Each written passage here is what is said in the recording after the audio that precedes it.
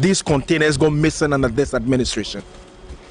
As a secretariat, we can only speak to what we know after a complaint or a petition was received. So what I'm trying to say is that we received a petition 2 weeks ago, and what investigation has revealed so far is what I'm speaking to.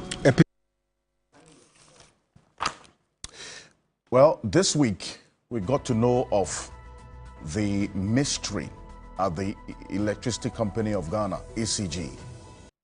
After that investigative report into the procurement of the Electricity Company of Ghana, to some people, well, it didn't really come as a surprise, but the extent of the mystery is what got many talking. Some 1,347 containers could not be accounted for at the ports, as per the ECG's own committee that was established by the minister to look into the mystery that he inherited. Well, after that announcement some 4 days ago, subsequently, 40 of those missing containers, so-called, have been identified, and the content of these containers also found. And the national security led an operation that has then led to the discovery of these 40 containers and the contents in there being smelted for other things apart from what it was imported for. The minister was in Parliament yesterday, vowed to continue this fight and to identify where exactly these containers are. Now, the fundamental question is, what exactly happened and who is to be held responsible? There are some 3 companies currently under investigation following this bust on a syndicate believed to be responsible for the theft of these cables belonging to ECG. Now, this is a syndicate. What exactly is the way forward after these arrests? And we understand some Chinese nationals, aided by the Ghanaian counterparts, are the ones who are doing this. It's more of a larger cartel that's responsible for this missing containers of ECG. How long has this been going on? Well, so that's the conversation we'll have this morning. And so stay with us. We have some exclusive detail of portions of the report that led to the discovery that some 1,347 of the containers cannot be traced. So stay with us. We'll get into a conversation on this all-important matter this morning on Key Point. As always, we would have the right people joining us to speak to this matter. Also this week, President John Dramani Mahama has given the Chief Justice, Gertrude Saba Tokono, a 10-day deadline to provide a preliminary response to 3 petitions calling for her removal from office as Chief Justice. Now, the petitions, which allege misconduct and abuse of power, were submitted by 3 individuals on February 14 and March 17, 2025. Now, this was contained in the letter signed by Callistus Mahama, the Secretary to the President, notifying the Chief Justice of this directive 10 days. Now, so by invoking this timeline, the Chief Justice must now swiftly present her case or risk further proceedings that could determine her future in office. Now, we'll also have a conversation on this particular matter because this has evolved in many ways. After Tuesday, that statement from Phyllis Kwatio-Fosu, who speaks for the President, then a member of Parliament for the Old Tafo constituency went to court seeking an injunction on the entire process because the Chief Justice at the time had not been notified of exactly what the details of the petition was. There are many who held the view that, well, that action probably the MP and another Ghanaian who went to court were going ahead of themselves. The president expressed that same sentiment that the process had just started and he was actually putting measures in place to contact the Chief Justice. But others are of the view that to the extent that the Chief Justice had the right to demand the details of the petition against her, she did nothing wrong in writing that letter. The president says, well, fine, that letter shouldn't have found its way into the public domain. There are others who are also criticizing the publication of the existence of this petition. That statement from Phyllis Kwachefosu on Tuesday notifying all of us that some 3 petitions had been received really wasn't necessary. Well, we'll find out, the justification for all of these views this morning. So stay with us. We have a number of lawyers joining us on the show to have a conversation on this matter and the way forward. On Keep On this morning, we'll also have a discussion on the ongoing criminal cases involving past government officials, and some have raised questions about the pushing of the Attorney General, who has been criticized for using the media to bastardize individuals who are yet to be found guilty, or as it were, even face the law courts for their alleged crimes. Topical is the former Director General of the National Signals Bureau. This week, the Attorney General gave details of some alleged misappropriation of state funds and the suspected property that the monies were used to acquire. That's generated a lot of concern amongst you. So this morning, we'll have a conversation because we have some sources in there giving us some detail about what the way forward is. As we speak, what we do know is that the wife of Kwabena Eduboahen has been released on bail. She's met the bail conditions as of yesterday. We've got some videos to that effect, and we'll get some update on Kwabena Eduboahen himself this morning. So stay with us. You're an integral part of the conversation as always. There are many ways to join us on Key Point because it is about you. The people who join us will speak the language that you understand so that you would follow us every step of the way. My name is Alfred Ocansey. Welcome. We'll be back shortly after this quick break. My guest will join me in the studio in a bit, and then the conversation starts right now. Stay with us.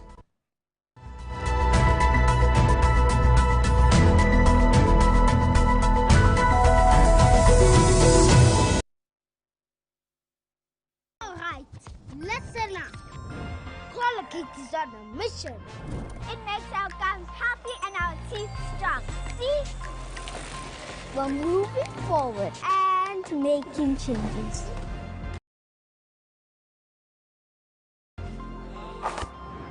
It's kind of a big thing. Colgate Herbal uses traditional nature's herbs and combines it with Colgate science for healthy gums and strong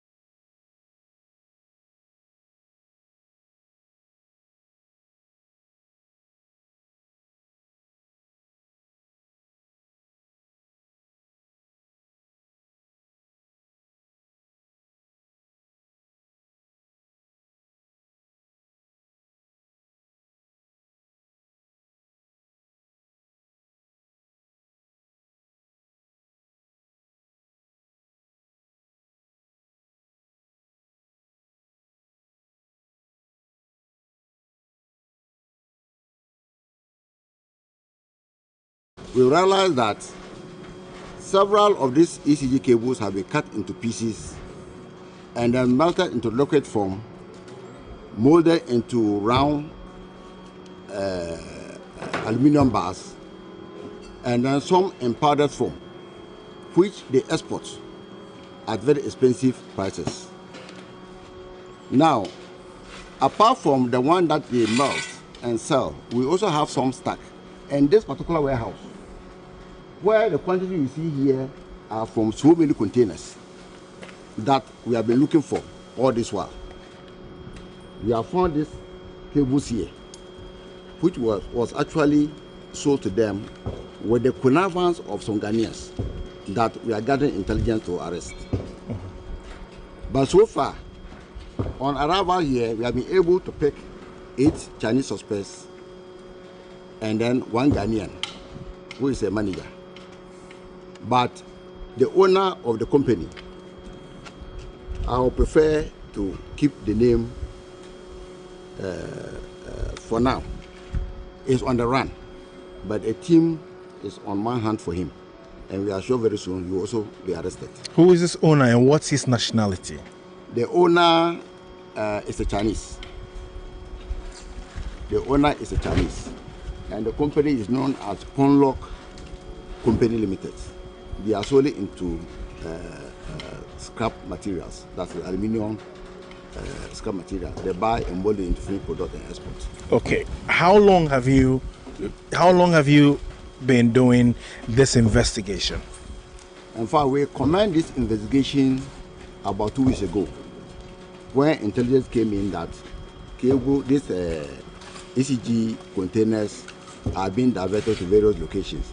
But in actual fact, it started maybe several months ago, even before elections.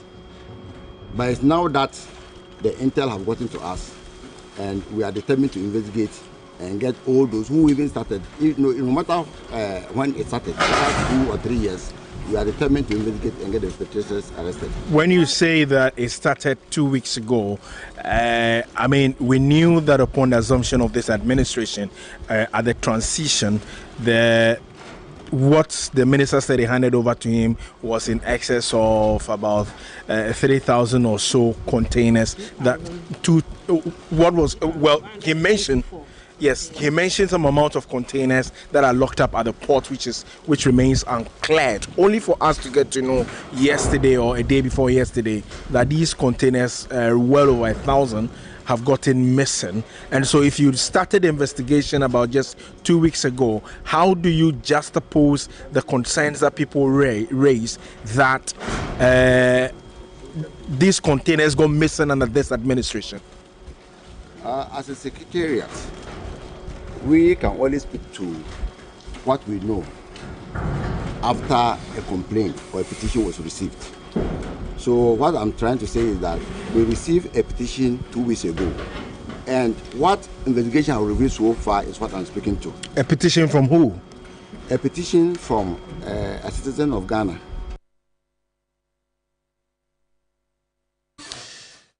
That's the National Security Officer who led these operations at Bong.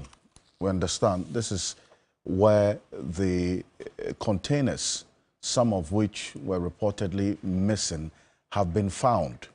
And the contents of it, you saw the Chinese nationals there, aided by their Ghanaian counterparts, to divert these containers and this content for other uses other than what it was meant for, or what the taxpayers' money was used to buy or import into this country.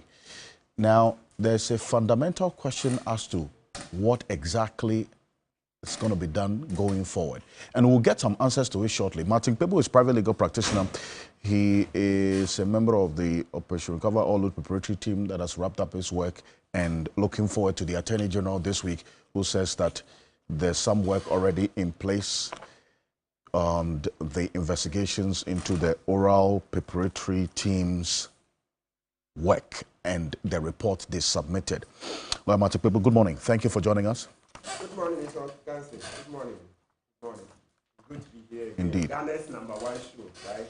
Thank you, viewers, for keeping us at the top, right?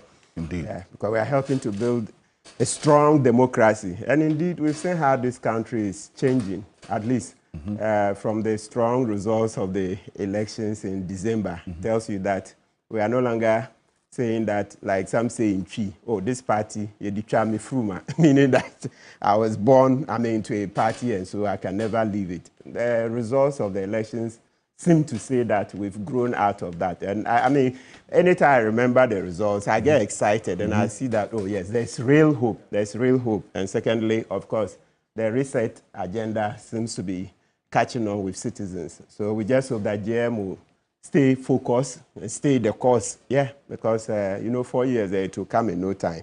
Yeah, so as usual, let's greet Gamanche Kintaki Teku through the second, the man leading the charges for justice for the Ghanaian people in the Cecilia Dapa matter. Yes, Gamanche says that he's not resting until we get to the bottom of this matter.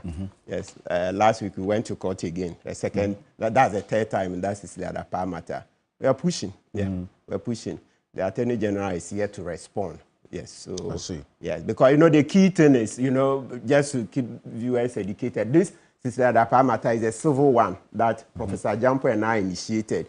We're trying to say that the Attorney General's opinion to Yoko that for money laundering, you must necessarily get a predicate offense before you can charge the person. It's wrong. In other words, let me use the commonest example that people know in Ghana. Like, you see Benjilo, that example. So you say somebody sells cocaine, then of course you can't start spending the money. Everybody will be like, but you haven't worked. How are you holding money? So what you do is that then you set up a shop, right? And start selling so that once everybody knows that, oh, you have a boutique, you have this shop or that, when money comes out of it, they'll say, oh, but the person owns a boutique. So nothing wrong. So the predicate offense in this case is the cocaine, possession and selling. So Attorney General is saying that that's the Godfrey Damming's case, was that Cecilia Dapa, we didn't find any prior offense. That's to say, is it corruption, like most people suspect, that is the World Bank money, that 46 million and other contracts. But that's to say, there's no evidence that is public money or that she did any other crime to get that money. So if you see money with her, you cannot say you want to prosecute for money laundering, which is wrong. We are saying that under the new law, it just says that if we find money with you and you cannot explain the source of it and it's more than your income, we'll go ahead. It's there expressly in the law, 1044. So we will see what the court will decide. So Iyoko is responded by itself with the Attorney General because the suit is against Attorney General and then Iyoko. Maybe I will be drawing Dr. Ayeni's attention. He's overwhelmed. There are too many cases, so you don't want to rush to the minister at the listing. But perhaps maybe if we draw his attention, he will be watching his people. It's possible for the Attorney General to throw in the towel. I don't think Ayeni will be supporting such arguments. Because even the UK, where we copied it from, yes, there are cases where they say, the moment we see money beyond your income, we are in the realm, and you cannot explain. Yes, it's beyond your income and you cannot explain. We are in the realm of money laundering.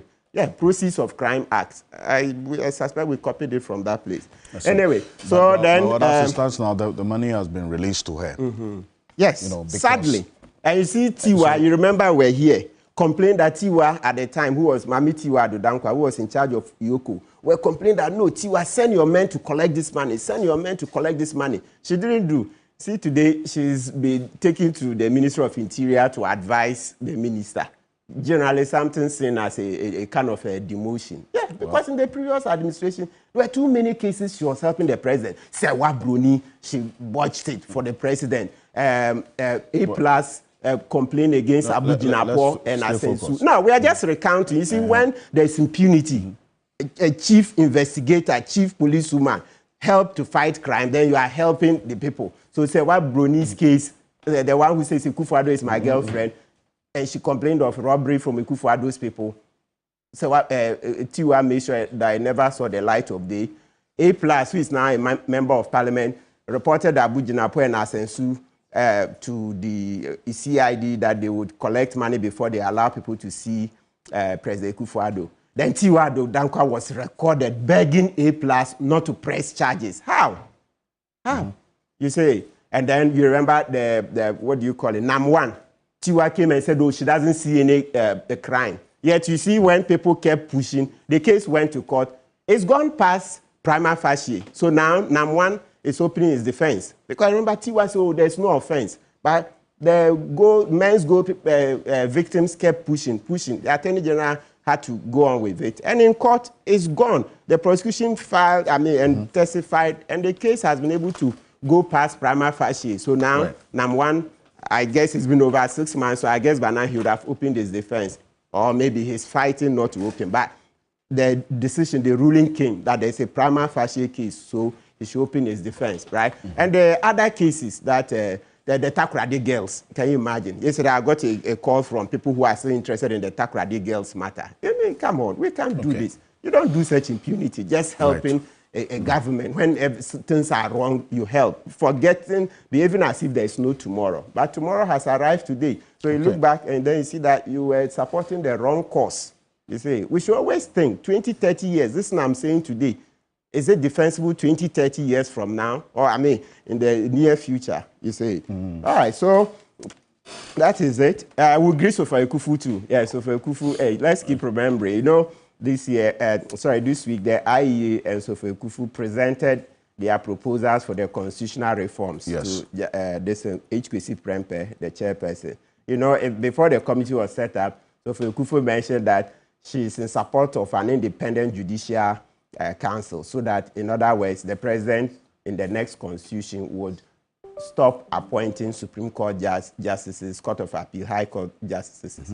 We want a strict separation of powers. You know, some people, when the president appoints him, a lot of the time, some may always want to say thank you to him. So cases that affect government, they are always on the side of government. It's human nature, not all, but we can't rule it out. It's not. There's no place you can find that everybody who is appointed by the president will be truly independent. No. And even in the selection, we know from our history that usually presidents appoint people who share the same philosophy and ideologies with them. Yes, that's what we sometimes say openly, that this judge is MPP, that judge is NDC, but it's a philosophist. So we want to curb it. You know, Ghana, as I keep saying, our last election results show that we've moved ahead. So we may not be looking at what other countries have. We are also going to chart our own course, and then other countries will learn from us. After all, that's what Kwame Nkrumah said. We are the black star of Africa. So this one, when we get it through, that Supreme Court, all those Superior Court justices will not be appointed by the president. It will be a huge step forward, because we need to open. That's how come it's sad. Anytime I remember that for 8 years, Akufo-Addo didn't allow even one constitutional amendment. Well, we'll see this particular and process. And we haven't greeted Domahini. Domahini, good morning. The reason why this process is extremely important as well. And we'll see how the coming days will look like on it, especially as you mentioned, Sofa Ekufu and the IEA presenting their thoughts on what should be done going forward. Now, that leads us to that constitutional and the judiciary matter you talked about, and the perception is a matter we'll deal with going forward, because it borders on another matter that we'll talk about this morning. But John Jenapo, who is the Minister in charge of Energy and Green Transition, also spoke about this missing containers when he, together with his team, visited the Kpong site where a number of these containers were found by the national security. It was a national security-led operation. Take a look at what he said.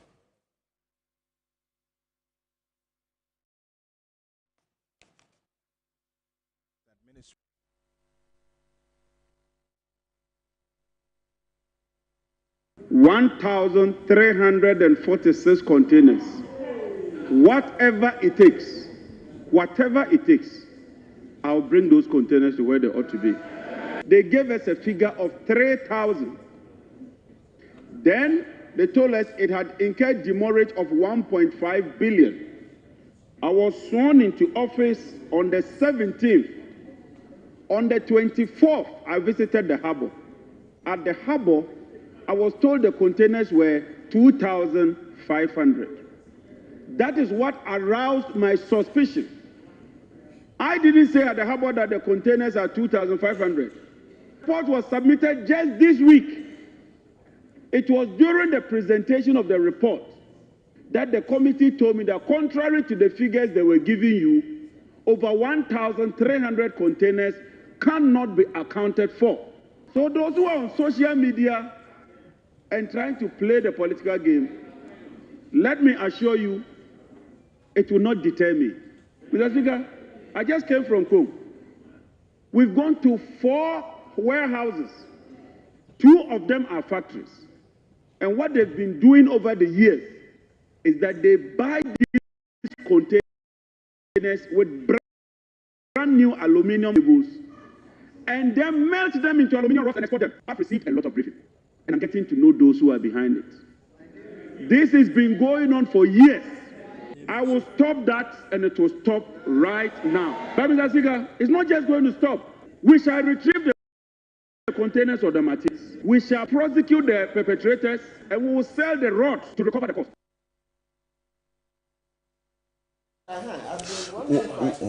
So what we do know is that there are some Chinese nationals. The number earlier was 8, that's 2 days ago, but yesterday there was an update of 14 with some Ghanaians as well helping in this syndicate.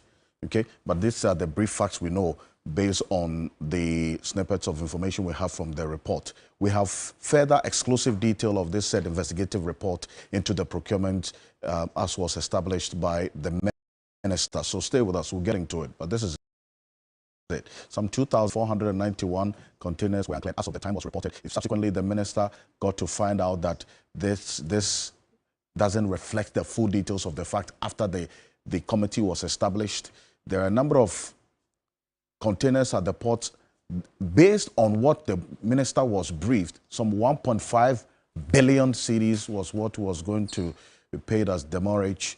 But as it stands now, fundamental question is that the containers that were said to be at the port are not there. You know, the ECG previously had a dedicated fund for clearing containers.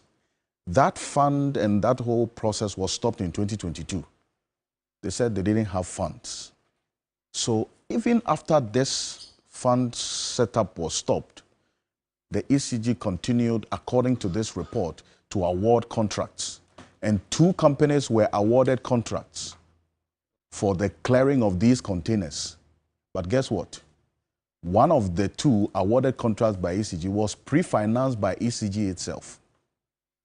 We'll find out if that's best practice or it is even one that happens. One of these companies, we also got to know, lacked the necessary license. They didn't even have the license to carry out the contract, raising concerns over the procurement breach. And just bear in mind, all of this committee's investigation was on the procurement of ECG. And the ECG's procurement directorate, they found out, had been merged with the estate unit of ECG, which also raised questions. And the final one, the background checks of the director of procurement revealed that he had no prior experience in procurement and was not even a member of any professional procurement body. That also raised fundamental questions, because this is a specialized area that you have persons who not only have the experience but the right qualification to man procurement in such key state institutions. Well, Senor Ocansey is a financial and economic policy analyst and one of the conveners for the One Ghana movement. Senor, good morning. Thank you so much for joining us. Yeah, good morning. Good to see you. It's good to see Alfred, you too. and God bless you for the good work you do for this country. For God and country, as they say. I thank you so much for joining us. Also, Godwin Edwiji Tamaklo is private legal practitioner, CEO for MPA, and also still serves in the legal directorate of the NDC. Godwin Edwiji Tamaklo, good morning. Welcome. Alfred, good morning, and good morning to my 2 co-panelists. And good morning to your cherished viewers. Indeed. Franklin Kujo is founding president of Imani Africa. He's joining us on Zoom right now. We'll establish the connection to him and seek his thoughts on this. But for you, Senor, with your experience in this sector, hearing this, some say it doesn't really come as a surprise, but the extent of it, that 1,347 containers could not be accounted for, and now we are finding them. So far, 40 have been found, as per the minister's account, and what the contents are being used for by foreign nationals aided by Ghanaians as well. How does all of this get to you, quickly?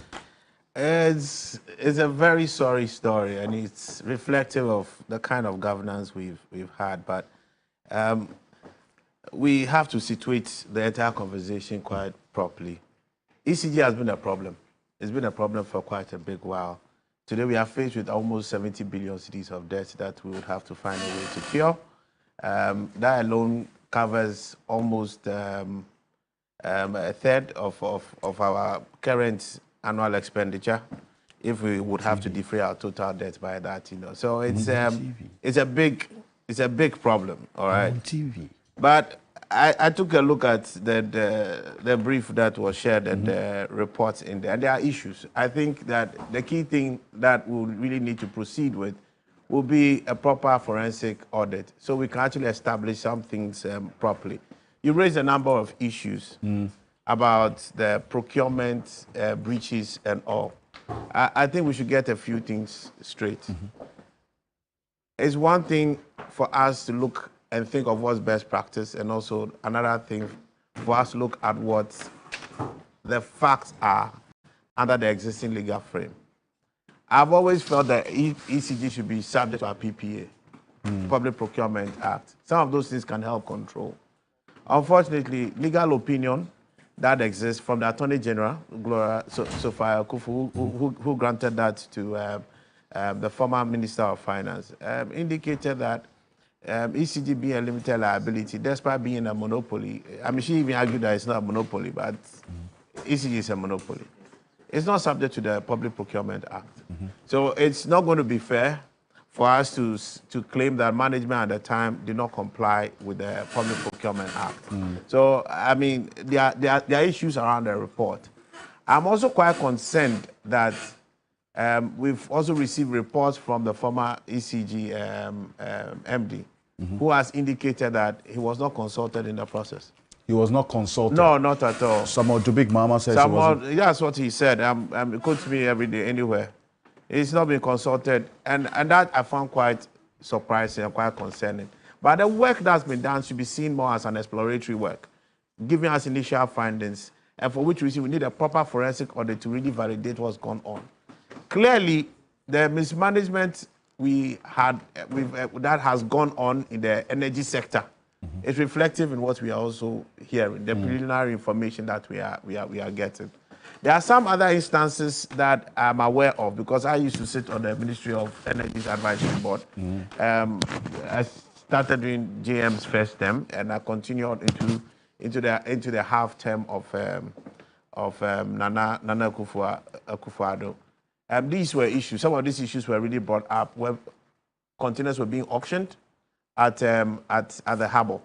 So we definitely, and I know that Budubik, for example, wrote to the ministry at the time. So we had what we call the ministerial retreats. We will bring all the agencies, and these issues were brought up. So we need to know why we can't find the containers that are missing. We also need to know clearly. We need to know clearly the wisdom in the management decisions that were made to make those procurements, especially when you didn't have adequate capital to clear the cargo. But I must commend the minister for taking this initiative. He's come to meet a big problem, and he's taking a responsible action by trying to decode the challenges in the sector. He's not doing it just for ECG on procurement, he's doing it on other things as well. And that is the kind of leadership that this country needs at this time for a proper turnaround. So I commend John Jinapo, and then the energy and the forcefulness with which he really wants to address this thing to its bottom. There are other things you must also bring into play.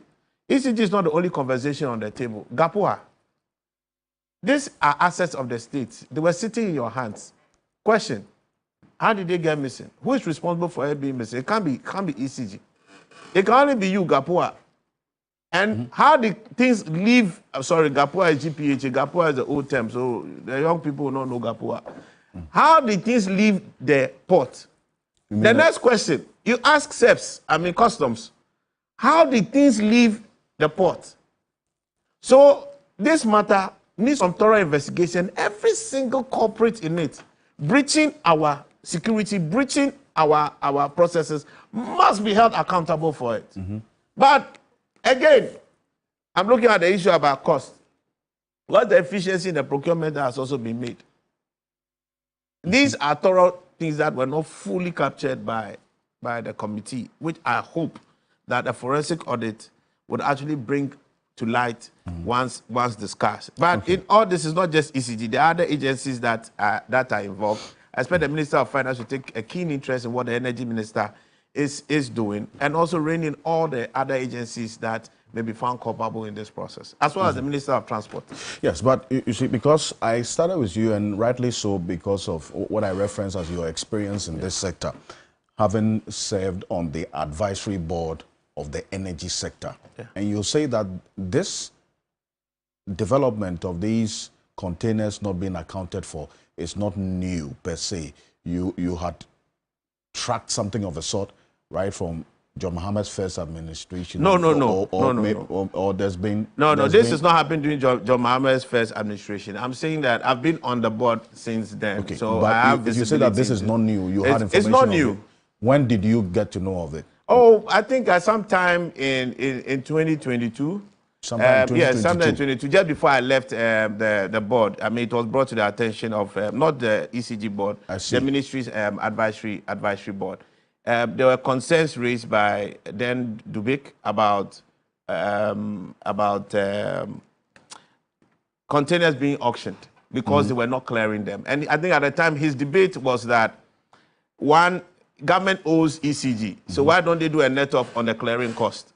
All right, they don't have the money to pay for clearing, as in the duties for it. So let's net off the duties and then let's take our equipment. That's one school of thought. But the other thing you question is that, okay, if you are not getting it, why are you buying more? You understand? Yes. You get it? So where's the pressure? It's unfortunate the kind of revelations that came from your report, where there are suggestions that there were pressures from above. The question that we need to ask that procurement director is, who is the above? You understand? And I don't want us to just bring the problems about ECG just brought into the fact that you merge two departments. It is moot.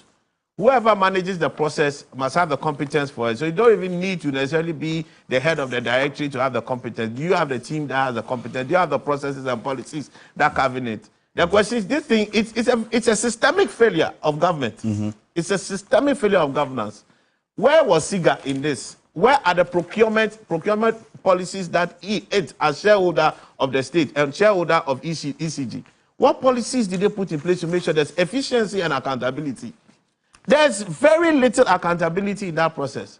That's why ECG racks up the debt, and it takes all of us sitting here to pay. But they'll come back and tell us that, and judgment also comes to tell all of us that our laws today does not subject them to that level of scrutiny that's required under the PP. There's a problem with the legal structure that we have. But I'll discuss it later. Once my colleagues have their shot. I'd like to bring in the Constitution and the obligations that we actually have under the Constitution as citizens and as people who hold a mandate of the state at any point in time. We must exercise that discretion, responsibly.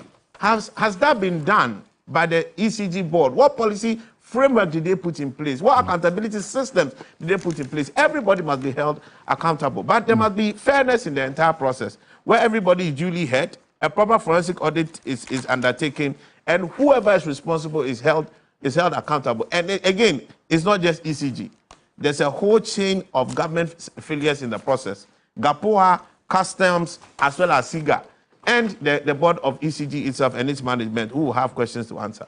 Well, let me acknowledge the presence of Franklin Kujo. I just mentioned him earlier. Is a founding president of Imani Africa. Mr. Kujo, good morning. Welcome. Good morning. Good morning to my good friends in the studio. Okay. It's good to have you. We'll check the connection to your sound. But also, we have been joined. Yes, I think it's better and I can hear you. We've been joined by the minister. Right. the Minister in charge of Energy and Green Transition, John Jinapo, is joining us right now on Zoom for some further exclusive detail to this matter. Mr. Jinapo, good morning. Thank you for joining us. Good morning. Is my sound okay? It's better. I can hear you clearly.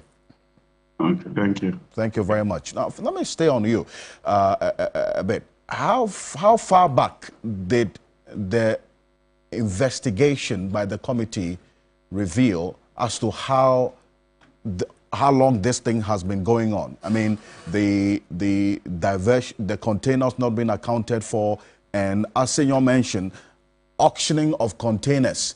Because he says when he was serving on this advisory board of the Energy Ministry, the ECG at the time said, based on his own information, this thing started as far back as 2022. But is that consistent with what the committee found in their investigation?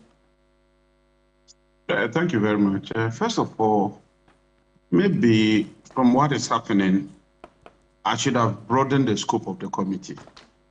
I didn't even know these containers were missing.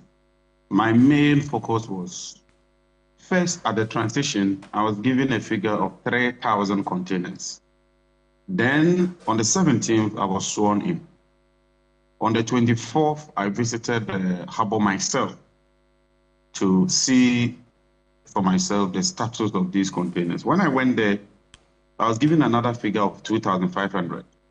So I got a bit alarmed. I said, why 3,000, why 2,500? So I believed the president, and we thought that we should set up a committee to look into the matter and advise us on how to clear them. My main focus was how can we get these containers out of the port quickly, because they had incurred demurrage of about 1.5 billion. You know, demurrage keeps compounding. And so I asked them what happens eventually. I was told that sometimes GAPOA attempts to auction the containers. And so my primary focus was how do we get the containers out quickly so we can save cost. Only for the committee to come and tell me that, look, contrary to the 2,500 you were given, 1,346 containers cannot be accounted for. On ECG's books or documents, they have 2,500 thereabouts. But when we went there to do a detailed count of the containers, they realized that a lot of them were not available. So that was the scope of the committee. And so I agree with Senyor's suggestion that this should just be a starting point. Now we have to get into the details. And also they took the opportunity to look at the procurement structure of ECG. That is where they realized that, for instance, in 2022, and that answers your question, the system began to decay, particularly from 2022. Because if you look at 2022, and you look at the value of procurement, then you realize that they began to deviate. Then by 2023, their planned procurement, and normally planned means that that's what the board has approved, was 935 million Ghana cedi, almost $1 billion. But by the end of the year, 2023, they had procured 8.3 billion. So they procured about 7.4 billion more than had been approved.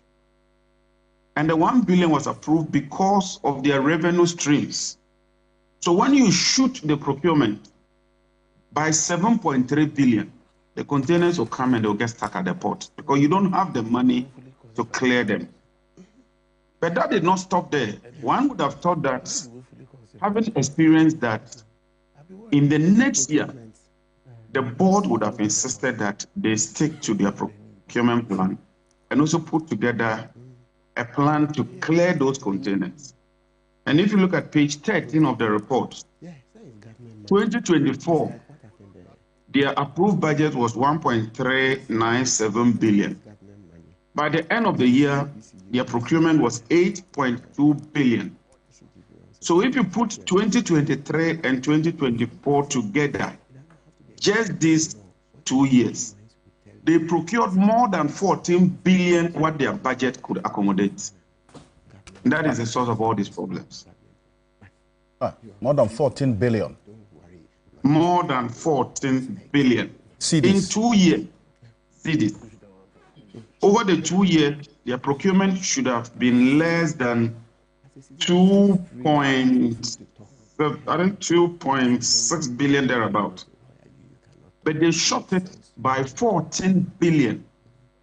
And the unfortunate thing is, the containers get to the port. The containers contains cables.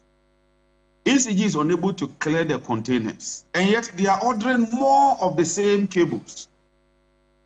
I mean, it doesn't make sense at all. Because you have containers stuck at the port. They contain aluminum cables. You claim you don't have money to clear those cables, and yet you are placing orders for more of the same aluminum cables. And that is why they end up with some factories. These factories then melt these brand new aluminum cables into aluminum rods, export them to China, and they convert those rods into aluminum cables again. And ECG then orders those same aluminum cables again back into the country. They are unable to clear them, and they get back to this factory. And so it's been a syndicate. It's like a cartel that has been operating. And so it's good that this has come up. And I'm happy that all of us are discussing these issues. The issue of invitation of the MD and all those would follow now. In fact, what the committee did was basically to look at the reports and to reconcile a lot of the documentation. Now that this report is out, and we've written to the investigative agencies and the law enforcement agencies, I'm sure that the former MD, current executives, everybody would be given a fair hearing and a fair opportunity. For instance, if the procurement is more than 7 billion in 2023, you'll be asked questions. Why did you procure over and above? What was the mandate? What was the rationale? And all that would enact that. Then these containers, I do know that they have serial numbers. They are received at the port. There's a manifest, there's customs, there's GAPOA, and all of them are cooperating so far. So you need a team to go in detail and do a forensic analysis and trace the numbers. When were they received? Who signed off the containers? Who took charge of the containers? Were they delivered to ECG? Is it because maybe there's some poor records? We need to investigate all of that so that we'll get to the bottom of it. And also internally, we need to restructure ECG.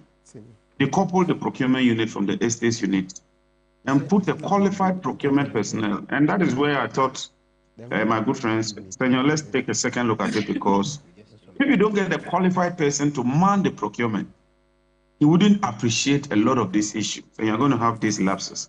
The MD's mandate, he has a mandate where he can give a contract of below $1 million. And so a day he can decide to sign 15 contracts, 900, 900, 900. We must look at that again and tighten it further so that we can see what is happening. And even the agents that they contracted, some of them are not registered clearing agents. They are not registered, so they take the contract and then go and give it to a third party. And so even in terms of checks and balances and accountability, it becomes a major problem. But so far, the arrests we've made and the information available indicates that 2022, 2023, 2024, it was very, very pervasive. And those are the areas or the years that we are focusing on.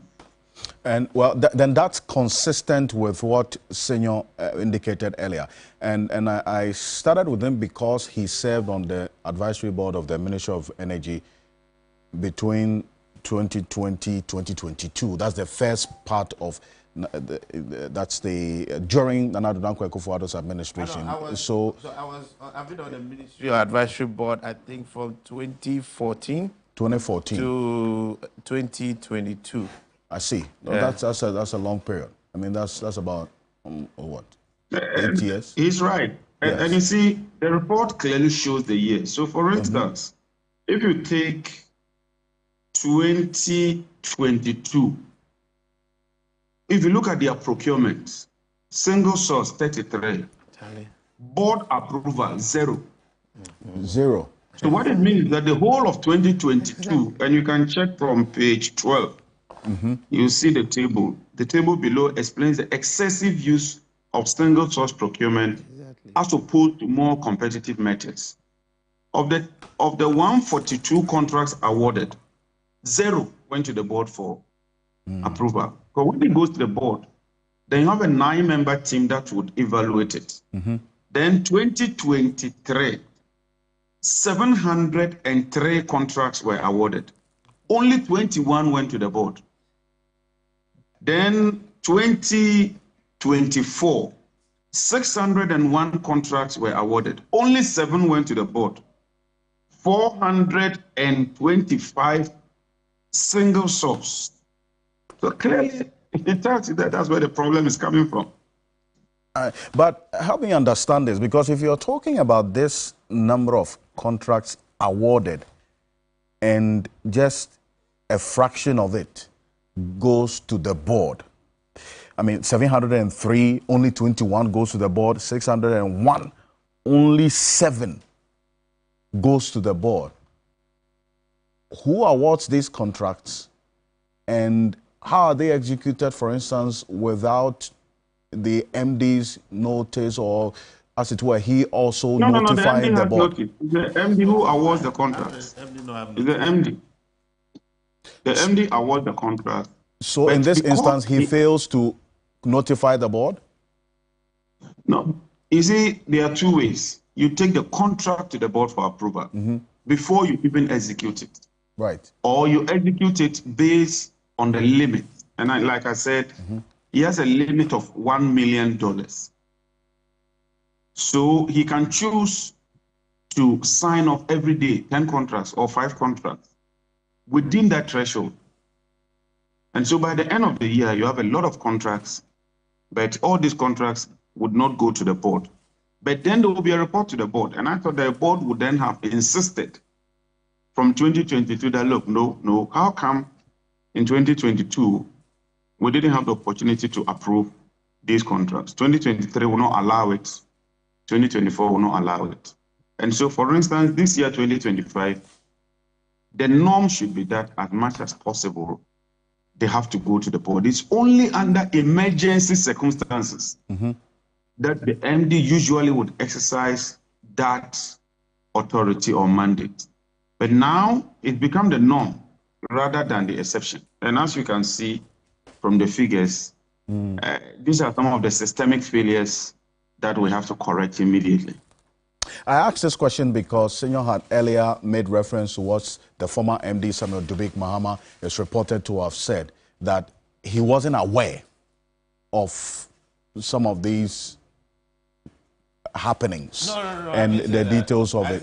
You said he was not aware. No, he was not invited to the committee. That's all. Yes, but I'm quoting what you said. When you say no, aware that he's signing the contract. He signs the contract. Who else signs the contract? None of these contracts have been done without the visibility of the MD. Nobody goes around and signs up to $1 million. Who has the mandate? He's the one who has it. He's raised issues about auctioning. He's not aware of the auctioning. And that's, maybe it's the auctioning so also. That's all. That's the auctioning. So I just wanted that because you the contract is the contract is the one doing it. Yes, because it's the auctioning that he's raised issues with. But in 2022, you questioned him. Yes. Why that was being done, and he, according to you, he explained that the ECG owed, they had debts, and so they had to auction to pay. No. Let me go over this again. I'm saying that ECG has excused their inability to clear the cargo for lack of money. All right? Then the question is, if you can't clear cargo and you have so much, why are you buying more? That is what my minister is saying. Then the next question is, they were hoping to have a switch, a swap of government indebtedness to ECG with their duties so that they can get the money. Yeah, those were the issues that were raised at the time. But It's also neither here nor there. The key thing here is that these are assets of the state. Why are they not accounted for? 2, why do we get to where we are? And the issues that Jinapo is raising is even more serious. I mean, no ratification by the board. Do we just have a budget? There are 2 ways in management, and I'm not going to now speak to ECG as a limited liability. In management, you go to your board for approval. The directing body of an entity is the board. They are ultimately responsible. The directors of a company are ultimately responsible. So, Minister, I'm hoping that this matter, we don't leave it hanging as a policy matter. The directors of ECG must be held responsible, everyone within that time. They are responsible for what has happened. If we can't account for it, they are responsible for what has happened. You know that contracts are going. What's the efficiency in it? The reason why I was saying that we can't blame this on the qualification of the procurement head is because these are fundamental things that you don't even need procurement expertise to be able to manage. If you are not a certified or a chartered procurement professional, it does not excuse you to make this kind of errors or these kinds of omissions. How do you give contracts when you don't have capacity? Okay. 2, how is it that you don't account for things? Even you, Minister, you are not a chartered procurement person. You wouldn't do what is being done. So that is the matter. People must learn to be responsible. Don't hide it. I didn't have the qualifications, so I couldn't do it. It's not that. It's common sense. It's more color matter. Okay, but you see, there's another aspect of the report that, Mr. Jinapo, you touched on briefly. I'm looking at the page 0.1.4, summary of the key findings, excessive procurement. In 2022, I see single-sourced contracts 33. In 2023, that single-source contracts figure rises to 512. And I'm seeing the proposals and the opposition to more of these competitive methods that were found out. Now, that is because you say you've started engaging and having people answer questions. What was the reasoning behind awarding such high numbers of single source contracts within a particular year? That is the question. And that is why the procurement man says he was under pressure. Under pressure from where? It means that from above. And the question is, and that's what Daniel asked, who is the above? Who is that above who puts pressure on you to sign such outrageous contracts? You know, my brother, let's face it. What happened is condemnable. It's not good. It's not the best. It should never happen. And it shouldn't have happened. I mean, you can't award contracts 1 year, 33. The next year, 512. I mean, what has changed between 2022 and 2023 such that you have such a ballooning of contracts? And then, like Senor said, then you realize that you're unable to clear the containers. Instead of you to slow down, 2024 is getting worse. And you see, these things, there's always a lag. What will happen is that most of these things, you feel the effects in subsequent years. So this year, for instance, we are saddled with a debt of 80 billion cedis in the energy sector, arising directly from ECG. 80 billion, that is how much we need today to be able to satisfy IPPs, fuel producers, and suppliers. And every day, suppliers to ECG come to my office complaining that banks are threatening to sell their houses, banks are chasing them, and they are struggling, and I'm helpless. Look, the money we get, we have to use it to pay IPPs. We have to use it to buy fuel. We have to use it to pay gas producers. And so virtually nothing is left for ECG to be able to pay these suppliers. And most of these suppliers are Ghanaian businessmen who've gone to the banks to raise loans. It means that you're going to have a high level of default. And then non-performing loans will go up. The banks will now be compelled to increase interest rates so that decent people like Senor and Co who are going to look for money, they'll be paying higher interest rates, and it can lead to banks collapsing.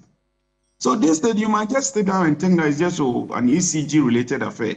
And that's why Senor said the finance ministry and all of us ought to be concerned. It can affect the fiscal, and that will impact everybody. And worst of all, these are equipment that we need to supply power to the people of Ghana.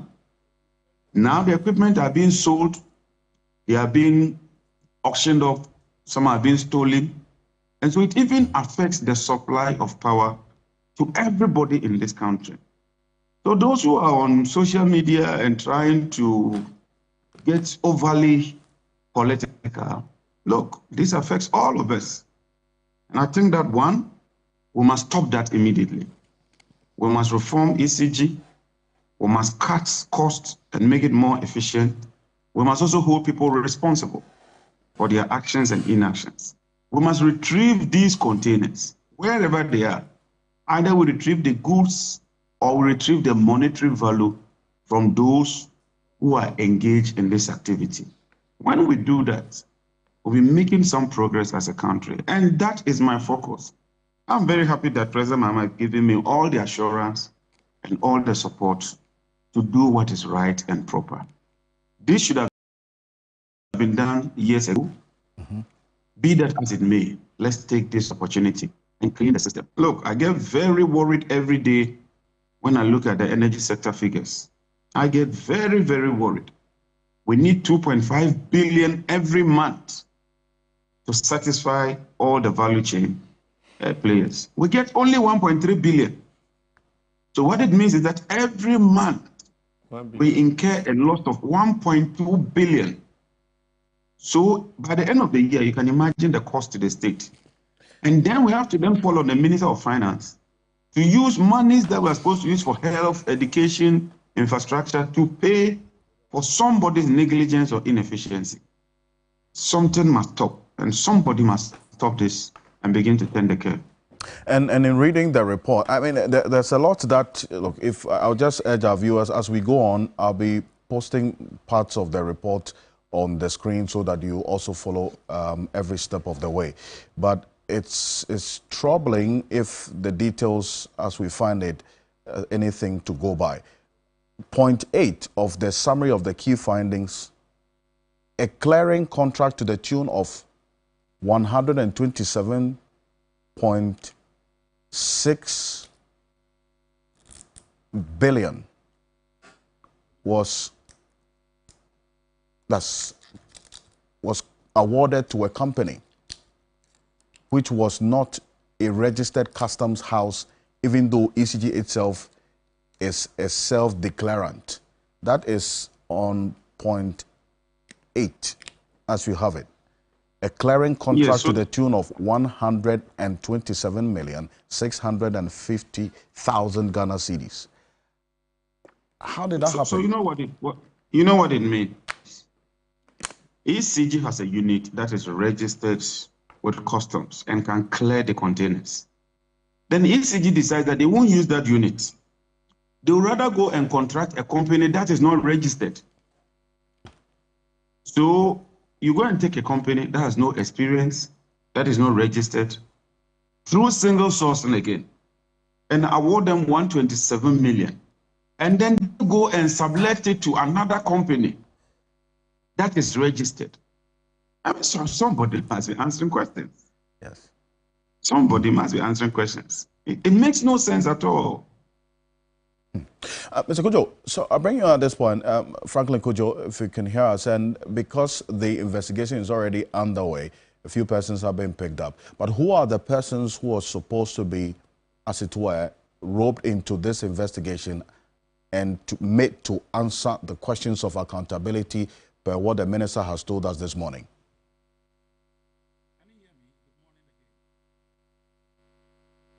Can you hear me? I can hear you clearly, Franklin. Right. Well, you know, this is like a movie we've seen several times over, right? I can only hope that the minister would have a hold on this particular one, because this has significant impact on our finances, even our security, national security implications, and indeed has, what can I say, staff morale in terms of those who work at DCG and maybe all the power companies as well.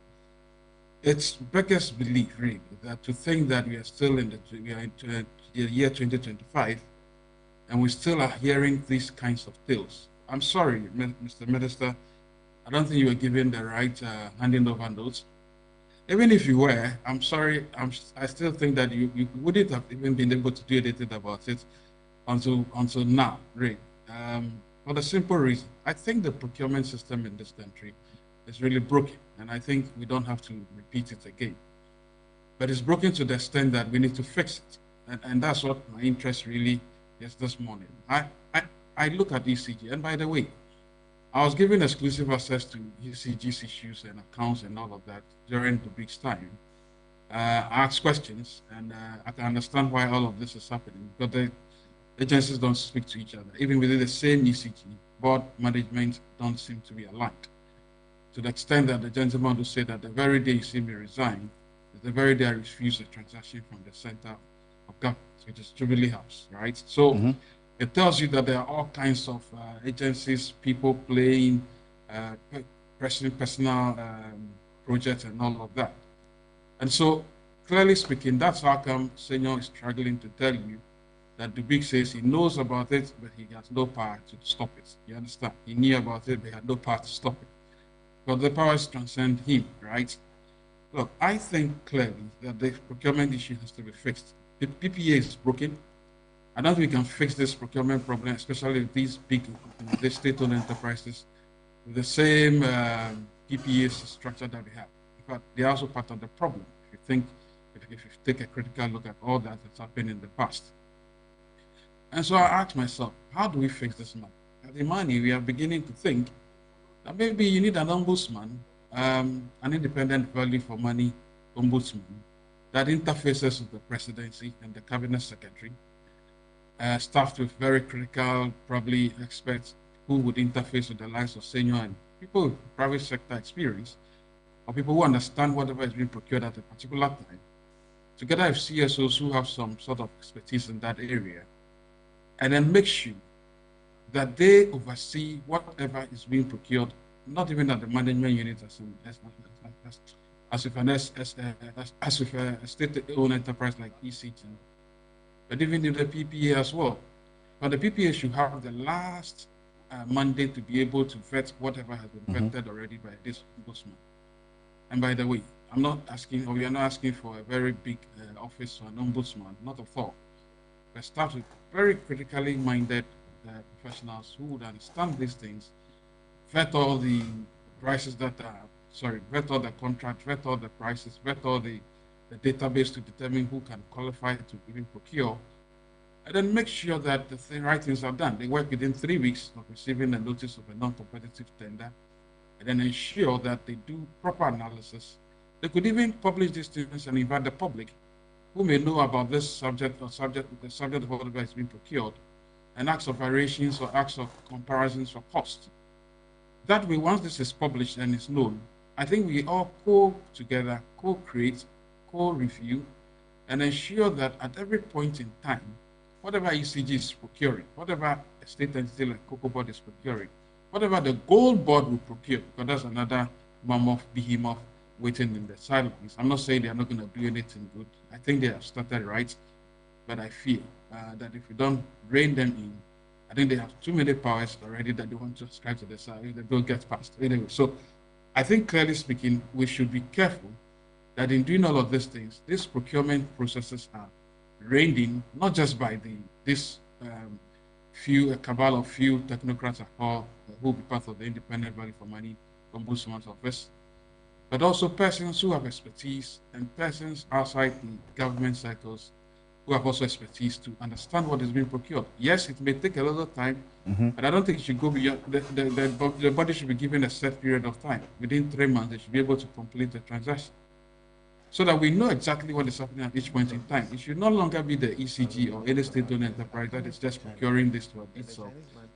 They are the only ones who know at what point, at what stage things are being procured. If this were done, Dubi could have the confidence to say, okay, now this is where we are. We can all see, it's like a dashboard.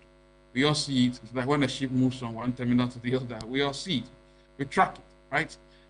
And I'm saying not for all parastatals of the state. I'm talking about very high valued organizations like Cocoa Board, the Go Board eventually, and then even ECG, and all these SOEs that bleed money unnecessarily. I think if we focus on this approach, by the way, we've submitted this to the Flagstaff House. It's called, is it Jubilee House, we call it now. I see.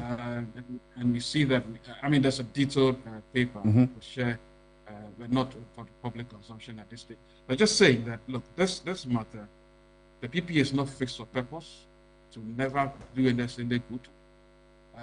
So they are part of the cabal. And it's important that you build something that goes beyond the PPA. The PPA becomes subservient. The independent value for money office should even take over the Ghanaians. How do we have a country where you don't do all these public financial management systems? And you'll be sorry to hear this, my good friend Alfred. You know, there was a time when I think, was it 4 years ago, over 75% of all goods procured did not pass through the gift system that we had. So, you know, we have a gift system. Yes. Ghana's keeps publishing electronic procurement. It's all a facade. It's all strange, and it's all really, really annoying. We analyzed over 1,000 contracts and found out that almost 90% of them did not pass muster.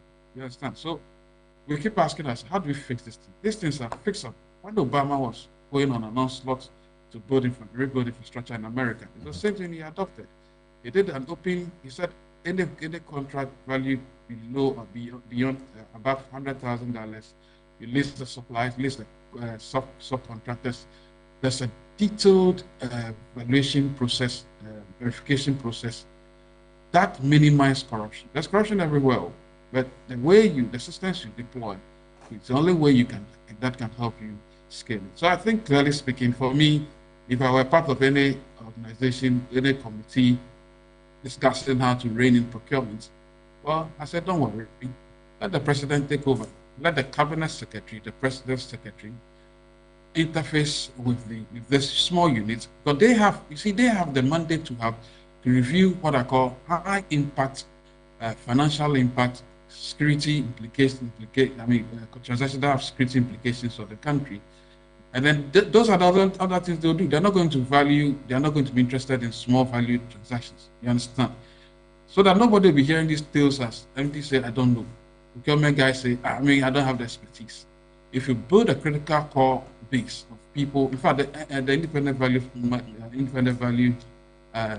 ombudsman can even decide that they will build a critical mass of people who already have experience in procurement, and they can be helping review these things all the time. We write papers after each review has been done, then go back to see 5-6 months on has the procurement impacted the organization's books? You know, so these things are not rocket science, and I think we can do them rather than keep lamenting. I see why I keep saying that in place of this, you know, you don't want to hear the last thing I wanted to say the last time, right? That we saw these entities. If it were your money, Alfred, if my good friend lawyer, Senior OC, the minister, if it were your money, do you think you even hear this kind of stories? You would have fired whoever mattered long ago. But because I am Belgium, nobody cares, you understand? So I think we can still save these state-owned enterprises by ensuring that we explore the stewardship model, but more so for this particular compensation, the independent value for money ombudsman, whose services must be paid by the entity requesting the procurement to be done for them. So let's explore. That's what I can say. Right. Well, it's the fundamental question that you ask. If it was your money, would you have been doing this? And it's an important question, as fundamental as it is. Mr. Janapo, there's one part of the report that Senior referenced, not directly, but then talked about what the position of the law is regarding the ECG and its procurement. Because if you look at the report, they mention as well that ECG is a procurement entity itself, and therefore mandated to comply with the provisions of the Public Procurement Act 2003, Act 663, as amended with Act 914, ECG's application for exemption to undertake procurement in accordance with established commercial practices was denied by the Board of Public Procurement Authority in a letter dated 20th February 2023, which we have a copy of, with reference number PPA CEO goes on. Though ECG has not been granted an exemption by the PPA to procure using established commercial practices, all its procurements have been without recourse to Act 663 as amended. Specifically, the provision stipulates that an entity may undertake procurement in accordance with established commercial practices subject to meeting certain conditions and approval from the board. And ECG failed to provide any evidence of the existence of any such approval.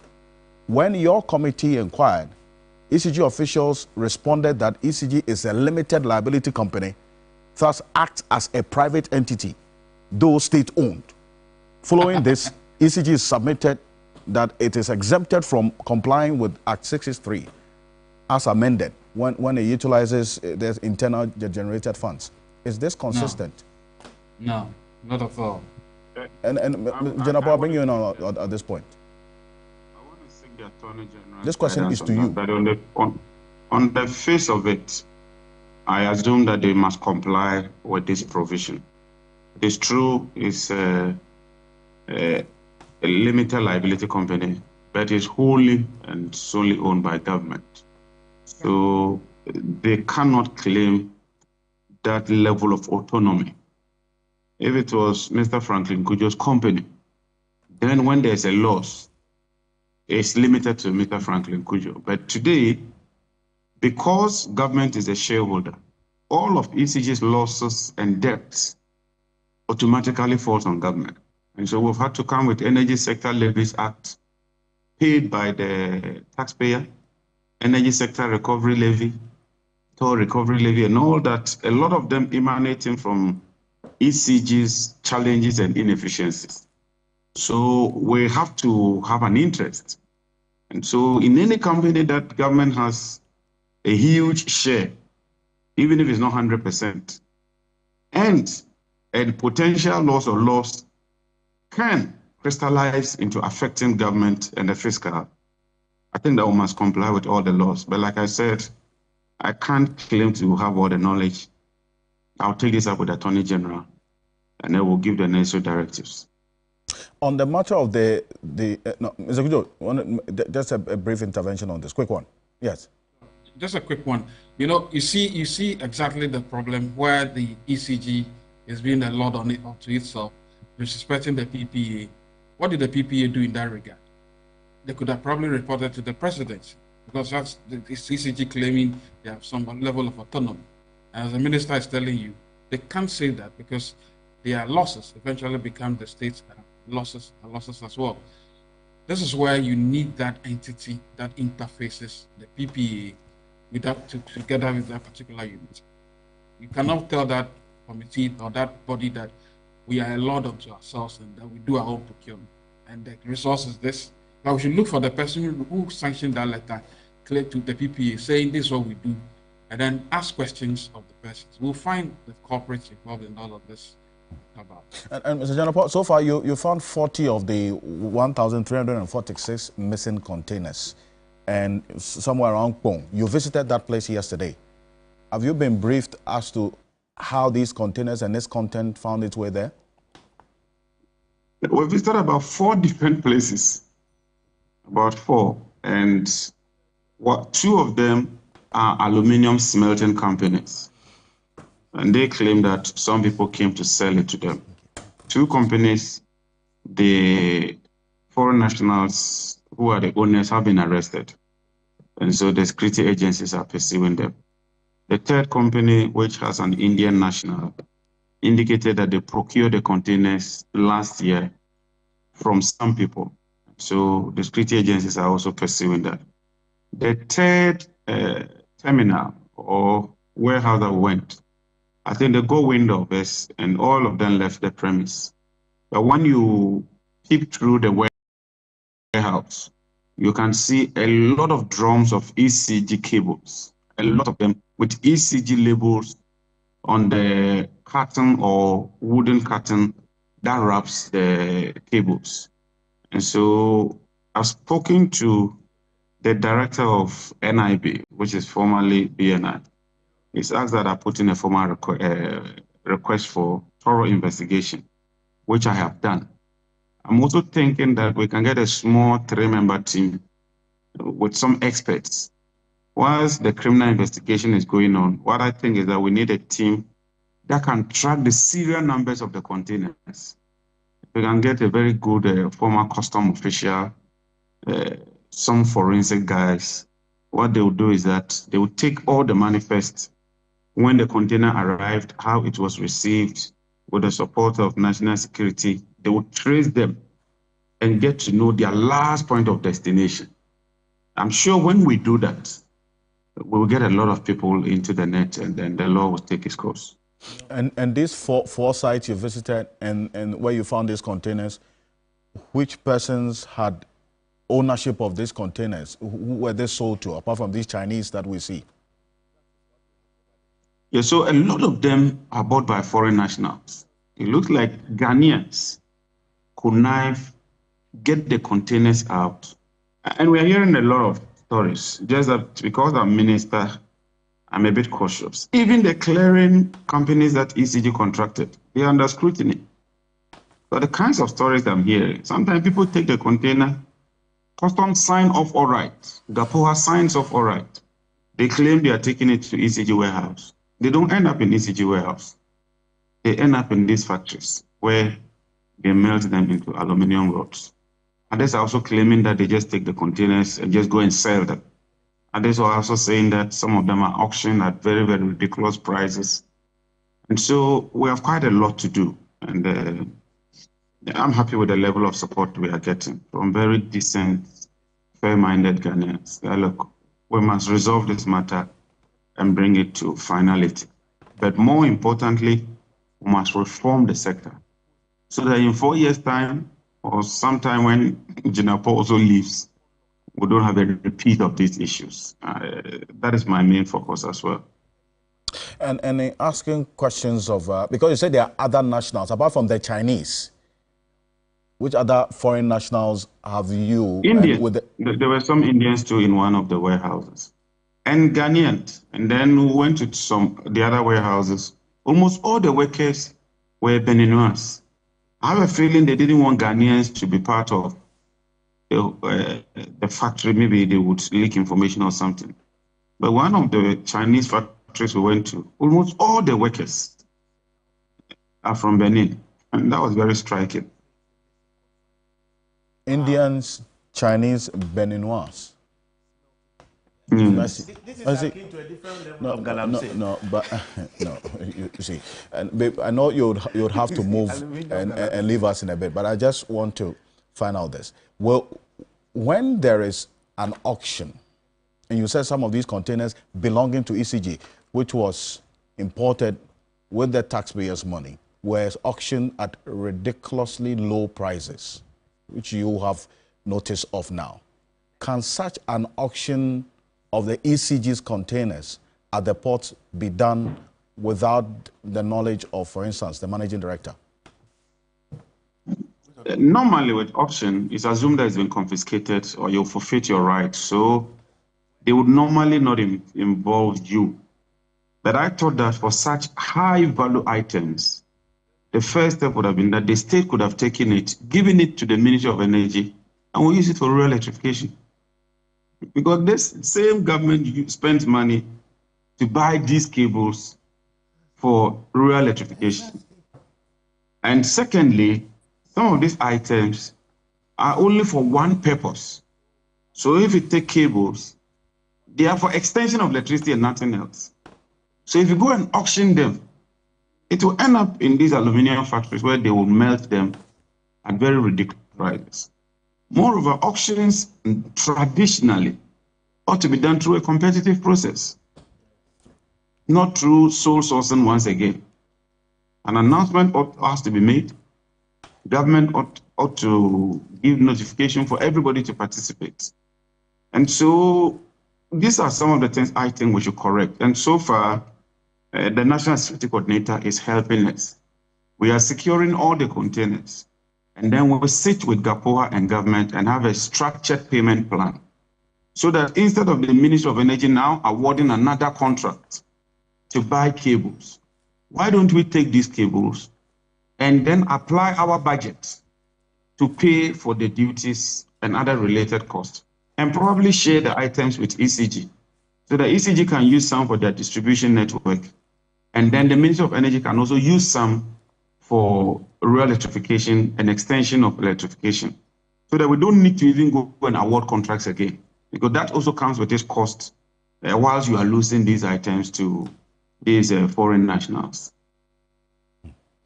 And having had this particular position as a spot, so the reason why I stayed on you a bit earlier was because of your service on the advisory board of the energy sector.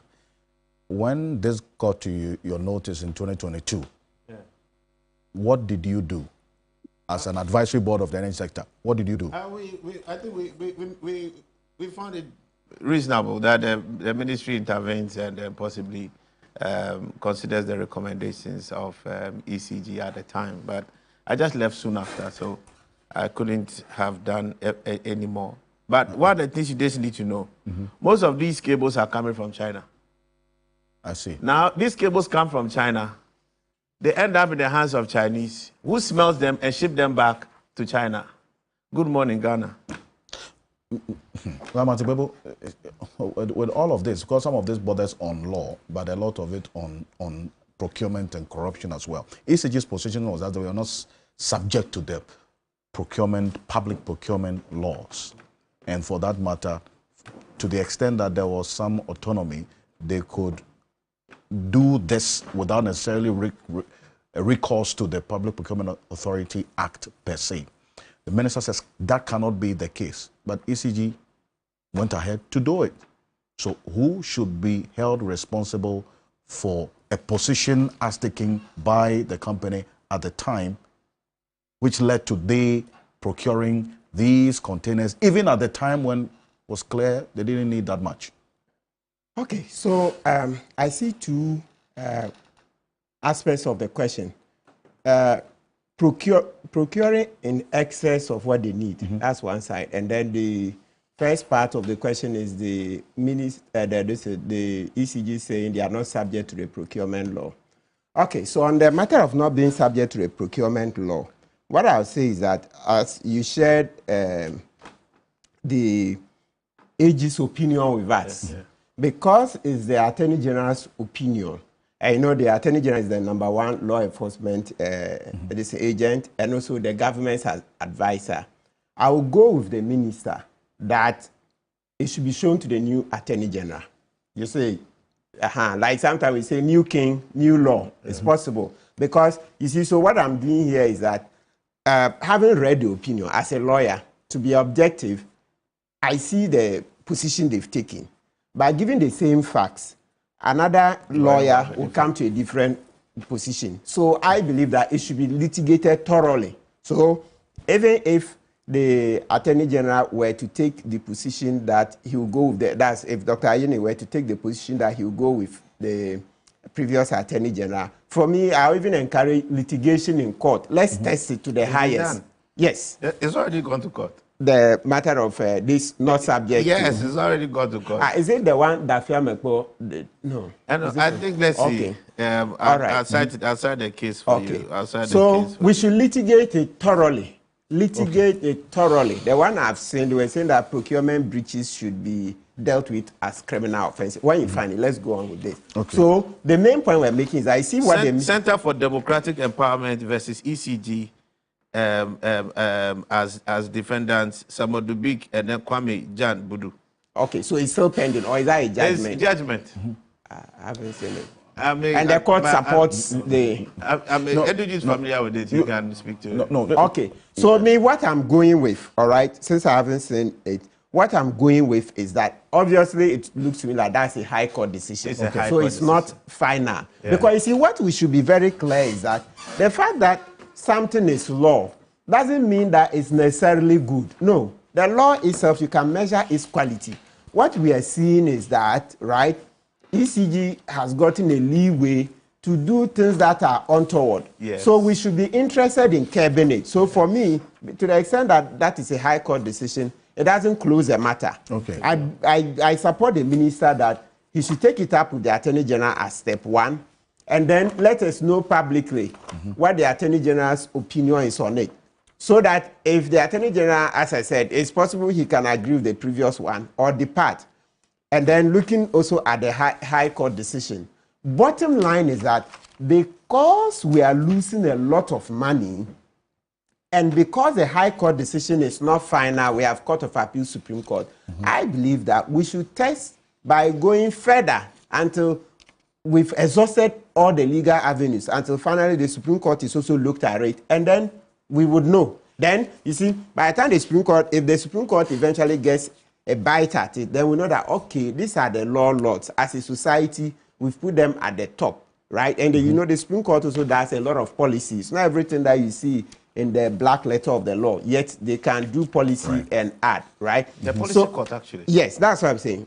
So let's litigate it to the fullest. Okay. Litigate it to the fullest. Then we would know.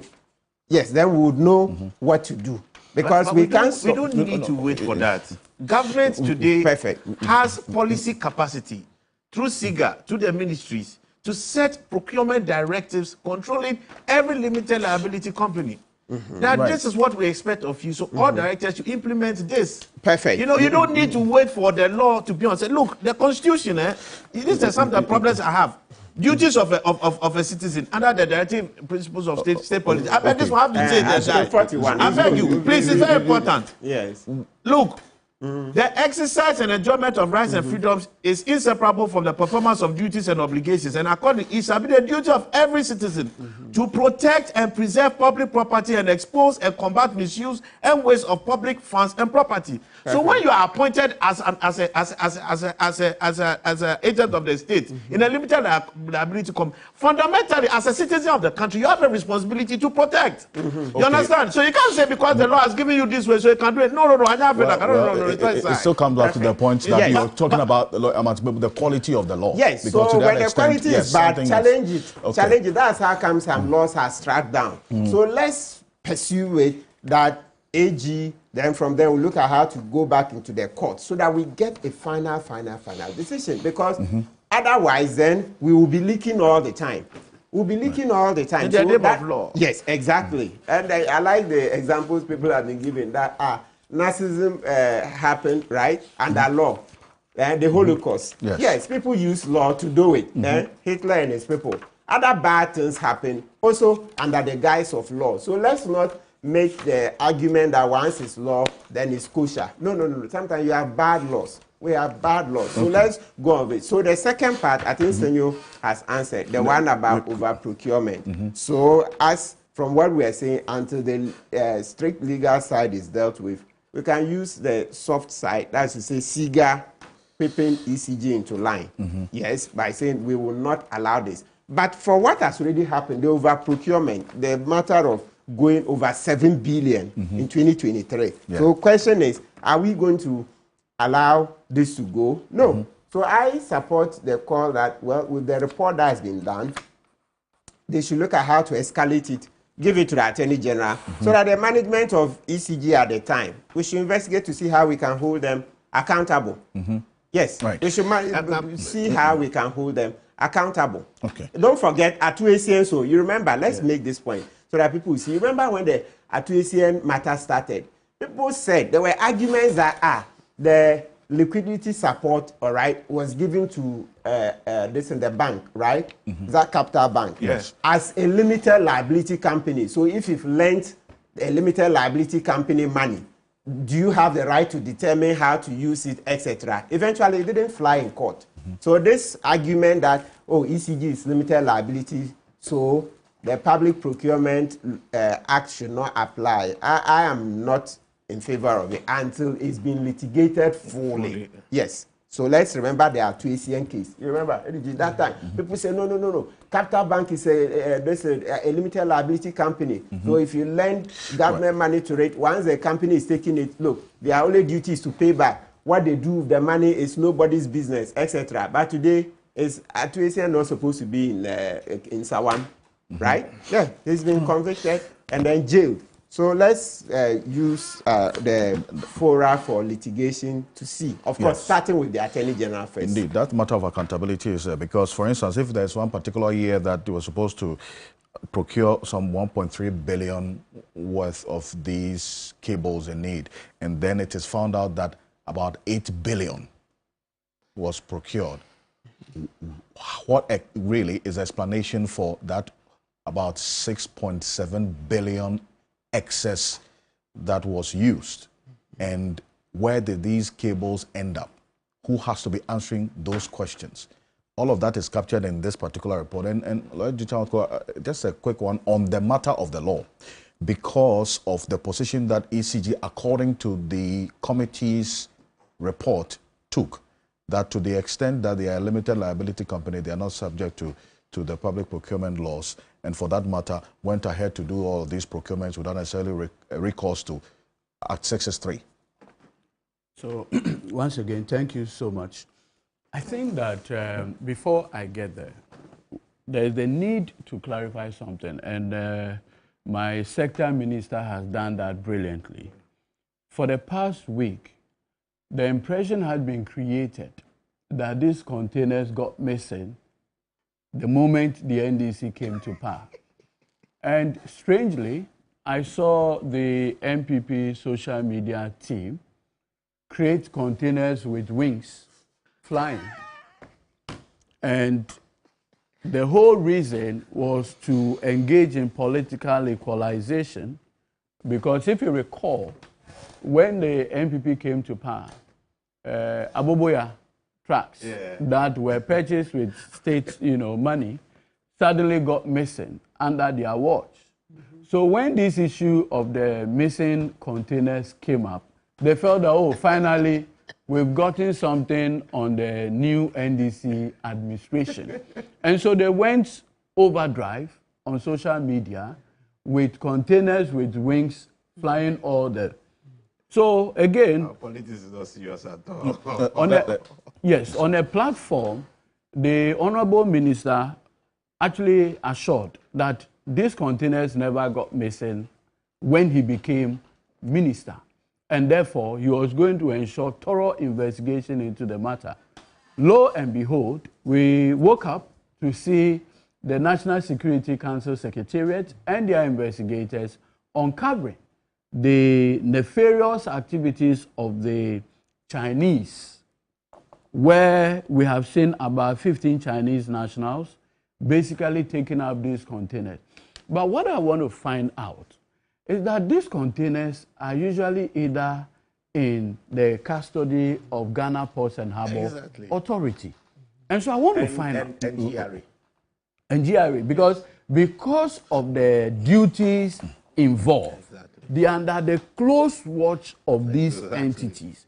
So how in God's name did these containers just get missing? I've been thinking of, and you see, container is not something you can put in your bag. You understand? 40-footer container, you can't even wrap it in anything. And this is something that cannot move unless you put it on another car. Or you give me a wing. So this was a matter, and I thank Minister so much for putting this matter to rest. That this missing container did not happen under his watch. Very, very important piece of information, because it kills that propaganda ab initio. Now, on the issue of the procurement, you see, you remember the famous Osei criminal trial? So in 2009, when the NDC came to power under Procedural, then the issue of this rice importation by NIB came up. Yeah, Jima. Daniel Jima. Yes. So Daniel Jima and Osei were then prosecuted by the then NDC administration. Okay. They went to court, and one of the charges was that at the time they awarded the contract for the rice importation, they did not get the necessary approval from the PPA. Okay? So when it happened that way, the trial judge in this matter asked them to open their defense because prima facie, there was evidence that they never got the approval of the PPA. So the matter went to the Court of Appeal, and I had to bring in this because of So the matter went to the Court of Appeal. I think Quorum Justice, Justice Apau, he wrote the lead judgment. And in the lead judgment of His Lordship Justice Yao Apau, he said, look, if you look at Section 15 of the PPA Act, it provides scope of applicability. And that the NIB, even though it is 100% owned by government of Ghana, you understand? By government of Ghana, it is not subject to the PPA Act. And that is how come Daniel Jima and Oseji were acquitted at the Court of Appeal, even though, you see, so what happened was that after the prosecution closed its case, they did a submission of no case. Right. Then the High Court judge said, no, you have a case to answer. Then they appealed the decision of the High Court calling on them to open their defense to the Court of Appeal. In the ruling of the Court of Appeal, the Court of Appeal took the view that even though NIB is 100% shared by government of Ghana, to the extent that it is a limited liability company, it is exempt from the requirement of Sections 15 of the PPA Act. I think that because of the crucial role that these agencies play and the essential requirements that the entire spectrum of the PPA Act is to ensure a certain level of transparency, value for money, among other things. Where I heard, it is subject, everything we do, even when you are buying, what do we call it, T-roll, you have to go to PPA at a certain threshold. Right. I think that every agency that government of Ghana has shares, the law must be amended forthwith. And say that every agency that government of Ghana has a share in it must be the subject and, you know, must be subjected to the PPA Act. Because you see, like my learned senior pointed out, the law can be a shield and can also be a sword. Hitler didn't operate without law. What we call law today is basically what was in force when Hitler was president of Germany. And you know what he did? Everything that he did, he operated it under German law. I see. You may move into the realm of moralizing the conversation of law. And like he said, the quality of the act. A smart person, knowing the loopholes within the law, can still operate within the confines of law and do whatever he wants to do. So I think that, like my sector minister pointed out, he has a unique opportunity now to put the activities, especially the procurement activity, because the things I'm seeing in the report quite look serious. So I strongly believe that, you know, like we always say, it takes an incident to make law. It takes an incident to make a law. So, and unfortunately, usually the law catches up. The law catches up. The act happens before the law comes in to correct subsequent conduct. So I strongly believe that my minister has a glorious opportunity now to put the activities of ECG strictly under the confines of the public procurement. And I say this because of this. Look at the role ECG plays. All we do, today we owe Talo. Today we owe Gridco. Today we owe almost everybody IPPs. Why? Because all their work end up with what? ECG. All of them, they'll give you gas. You use the gas to generate the power. You sell it to ECG as the off-taker. ECG now sells. It's not able to get the adequate money. You are not able to pay all these people within the value chain. And we come back to square one. And so if the issues coming up have procurement implication, I think that we have a glorious opportunity now to put the activities off. And like I always say, the law should not leave any ambiguity. Right. No, right? So that's so off. No, no ifs, no buts. Strictly put it. And it's a simple question. Thankfully, the ministry that is in charge of Procurement Act is the finance minister. So one of the things that I recommend to Minister too is I'm in my place, MPA. I can't do anything. Okay. If I don't go to PPA. And I always tell my colleagues, CEOs, that look, go to PPA for approval. It is your insurance for tomorrow. It is in your own interest to go to the PPA, get the necessary approval. Even if it's so sourcing, go get your approval. Tomorrow, if anybody is saying anything, he say, hey, hallelujah, this is my saving grace. This is the blood of Jesus. It saves you from all your trouble. So I strongly believe, and then let me conclude Let me conclude on this. I think that at this point, and like Senor said, one of the things that we need to do is that we should not leave the report where it is. We should escalate it. Yes. If it requires a forensic audit, where persons involved will be given the opportunity to answer to whatever queries that there are, I think it's important we do. Well, and I think that the Minister, John Jinapor, is still with us, and that is one that he's already indicated is going to be done. Perfect. Minister, that you're going to escalate. Mr. John Jinapor, are you there? Hello? I'm here. Yes. Here. So yes, this report is going to be escalated. You would conduct a forensic audit after this reconciliation of documentation, as you put it. Absolutely. What we will do is that, like I said, your camera is off. Your camera is off. Yes, because I'm in the constituency. Okay. And I have to be moving and talking to you, so forgive me. That's okay. You have worried my minutes. Forgive me. Yes, no, please go ahead.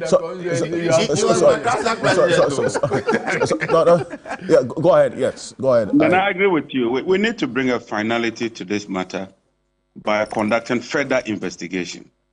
Like I said, I hold the view that everybody should be given a fair hearing. All the MDs who are in charge and even the current MD should be given a fair hearing. Let the law take its course. But we must conduct a forensic investigation to unearth the whereabouts of these containers. Like my brother Eduji said, containers are not like money that you can just put into your pocket. Somebody might have lifted it. Somebody must have signed off. Some records must have been entered. And so clearly, if you do a very diligent, detailed work, we can trace the whereabouts of these containers.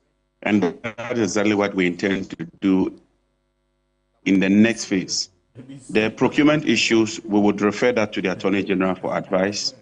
Internal restructuring, I will lead that process and give all the directives so that ECG would comply. And when the board is constituted, we'll give them some policy directions, and I'm sure that the board will implement those policy directions.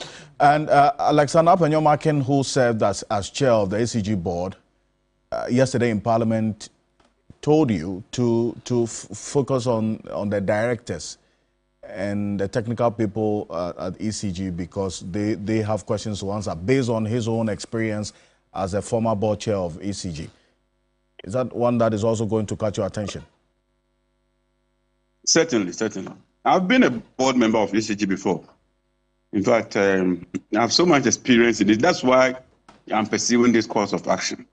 And so I take his word, and I take all the comments that have come up this morning from your panel members. Very constructive commentary.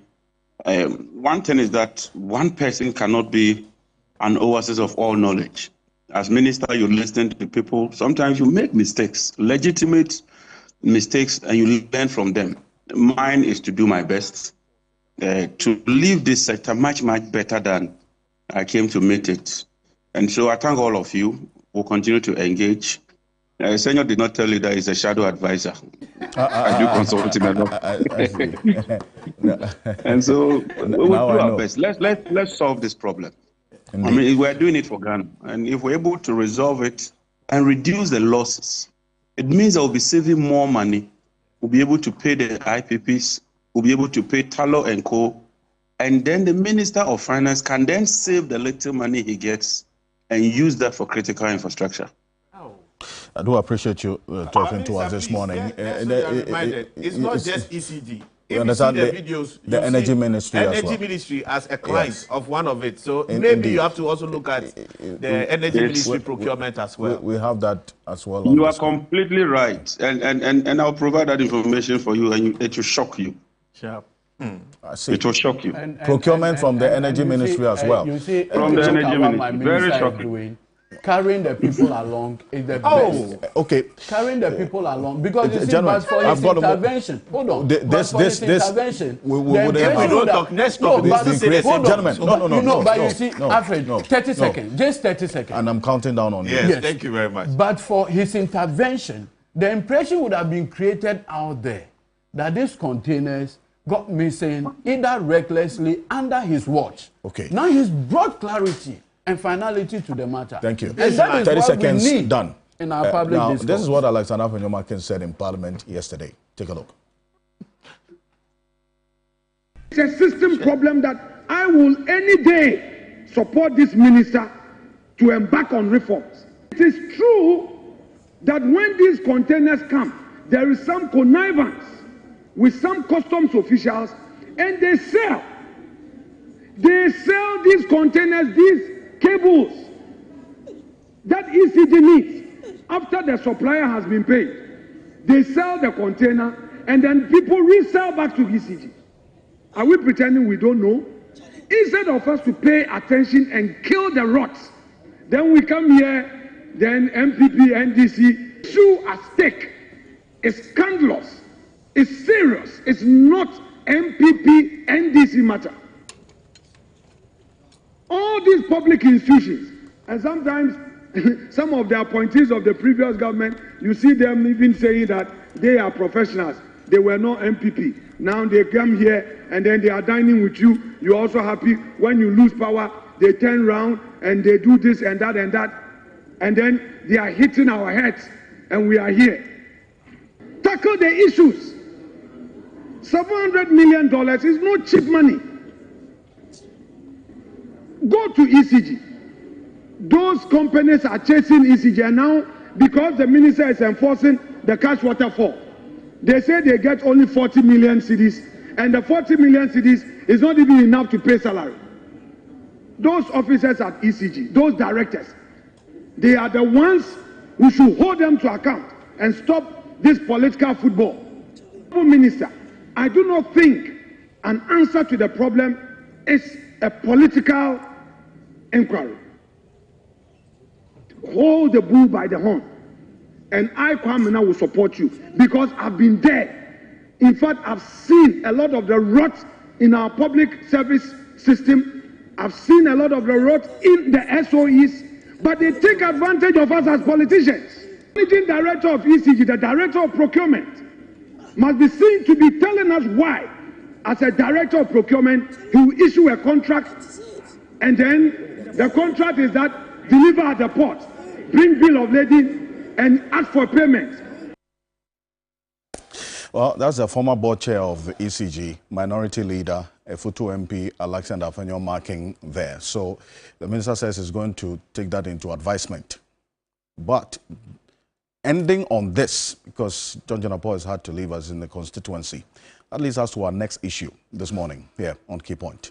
It's one that also a number of you followed, generated conversation, but there's a development that also is instructive because of what the president also did yesterday. We got notice of his decision to, as it were, bring the Chief Justice's notice to the details of the petition, 3 of them against her, and asking for her removal.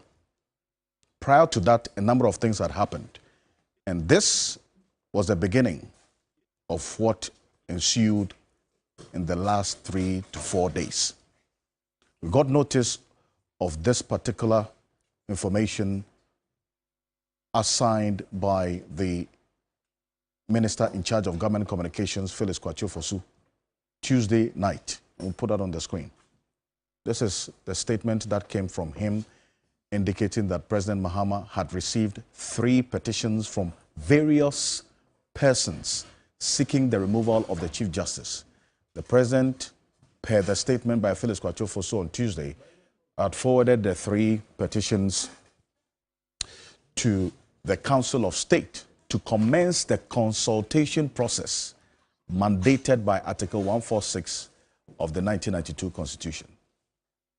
After this statement from Phyllis Kwatio-Fosu, which some say that, well, shouldn't have been put out in the first place. There's some who hold the view that this publication or this statement from him detailing the existence of these 3 petitions was not needed. We'll come to that, whether there's merit in that argument or not. Afterwards, a member of parliament for the Old Tafo constituency on the ticket of the MPP went to court after a couple of days asking fundamental questions as to why the Chief Justice has not been put in notice of the details of the said petitions against her. This was what Vincent Tasefoa went to court asking with his lawyer, the immediate past Attorney General, Minister of Justice, Godfrey Yeboah-Dame. He says that they want a declaration that upon a true and proper interpretation of Article 146 and 296 of the 1992 Constitution, the President is mandated, and take note of the words, is mandated to notify the Chief Justice about a petition for the removal and solicit her comments. Well, he also sought a declaration that failure by the President to notify the Chief Justice and obtain comments violates Article 146 and protection of the security of tenure of the Chief Justice. Declaration that failure by the President to notify the Chief Justice amounts to an unjustified interference with the independence of the judiciary. So then questions started coming up as to whether there is an explicitly defined timeline as to when the President should notify the Chief Justice of petitions against her under Article 146, Clause 6 of the 1992 Constitution, which we will get into. Because that is really the crux of some of the issues, the reliefs that Vincent Tasefoa was asking in court. He was not the only one. There was another citizen who also went on the same path. So there were 2 petitions, as a matter of fact. The second one was asking that the entire process even be halted and thrown out because, per the argument of the said individual, this entire process of the President forwarding the petitions to the Council of State without necessarily having the Chief Justice see the details of the petition violates Article 1466 of the 1992 Constitution.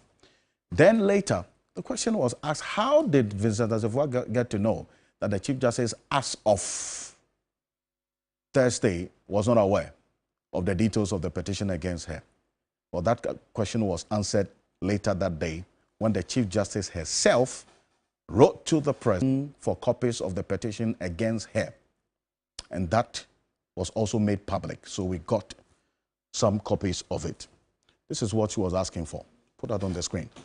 To the extent that no defendant can be subjected to a trial unless the preliminary process of receiving their response has been adhered to. And up to date, that was March 27, 2 days ago, the Chief Justice at the time had not been shown the petitions or allowed to respond to them. She also at the time had made the point that the combination of evidence in the petition and the response of the Chief Justice will provide material for consultation between the President and the Council of State. Forward petitions and give at least, she was asking for 7 days after receipt of petitions to provide response. Well, afterwards, yesterday, the President also responded to some of these concerns that the Chief Justice raised and expressed disappointment in the position that the Chief Justice had taken, that he already, as President, had put the measures in place to have her get copies of the petition against her even before she came out.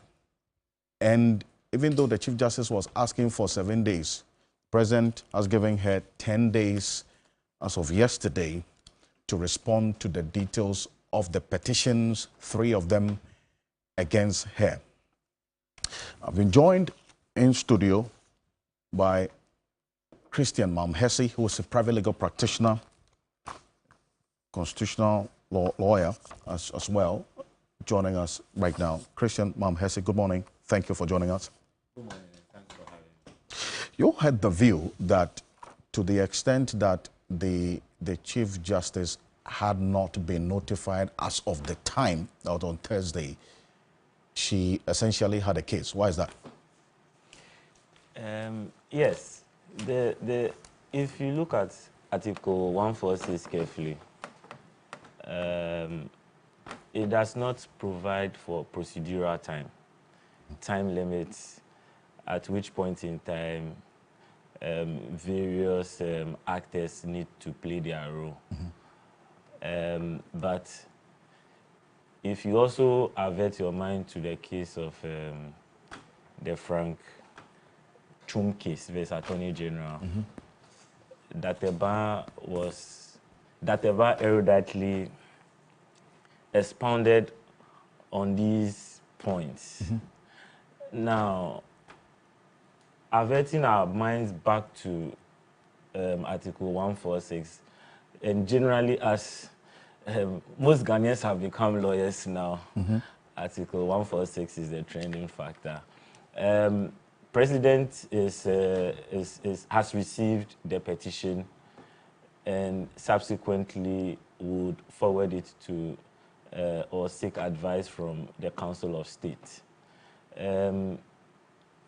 At that conjunctive time, if you assess Dateba's erudite exposition as far as his judgment is concerned, his lead judgment is concerned in that case that I referred to, he goes on to indicate that there should be a prior determination with consent to the Chief Justice before a prima facie case is laid out.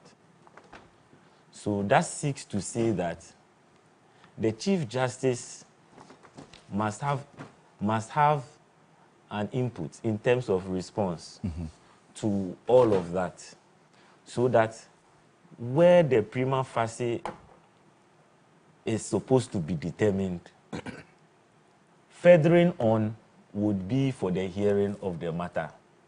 So Dateba puts us in a chronological development of how things should pan out.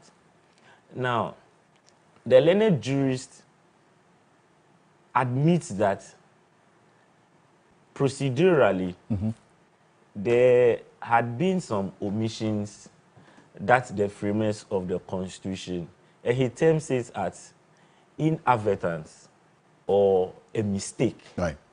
Now, when that happens, jurists or a position of the law requires that judges can do what we call filling in the gap. And filling in the gap would be that judges would construe the Constitution as a living document.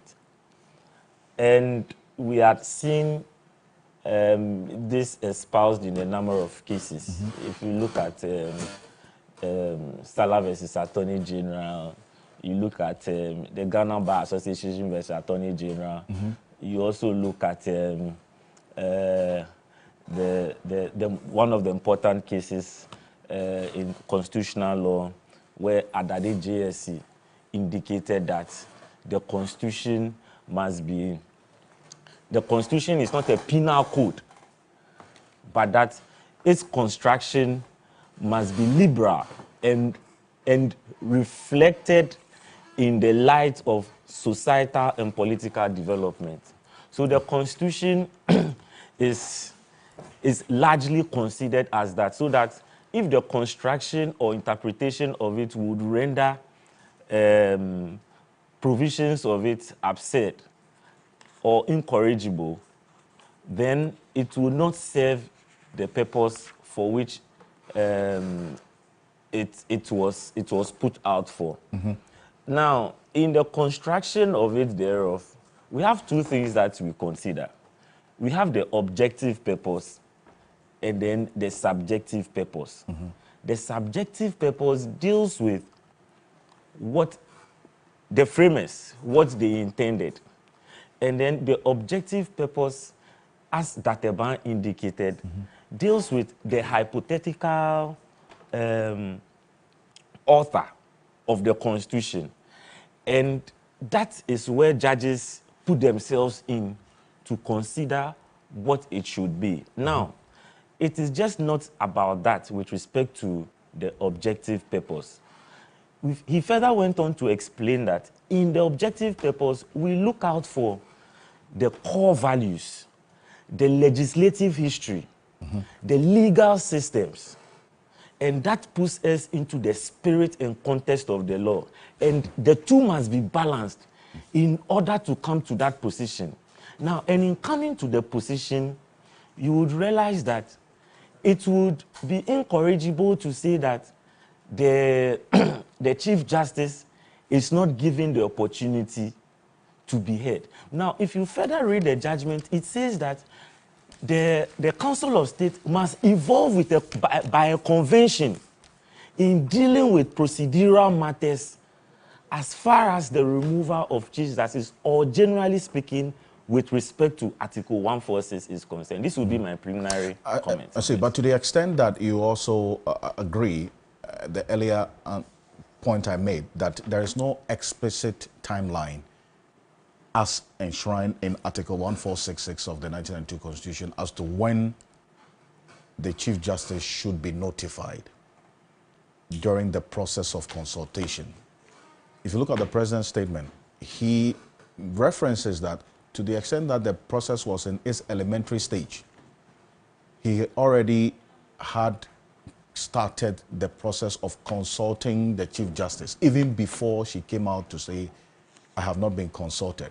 As far as we do know, the petition was brought to the public notice as of Tuesday. So the Chief Justice writes maybe about 48 hours after that public notice that I have not been informed.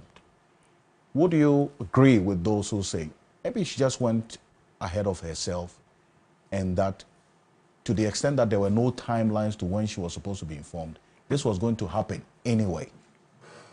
And it has happened as of yesterday. Yes. I must comment and say that it was quite unfortunate that this whole thing came out in the public sphere. Again, I keep citing Dr. Dateban because he gave the lead judgment and was supported by other judges, including Justice Esiama and all that. As far as Article 146 is concerned, matters are to be heard in camera. That means that it's supposed to be private, so that by the position of the law, the judiciary, it does not put the judiciary in a negative light, where judges will be slighted here and there, and render the institution of the judiciary down. So that is the reasoning behind that particular clause under Article 1468.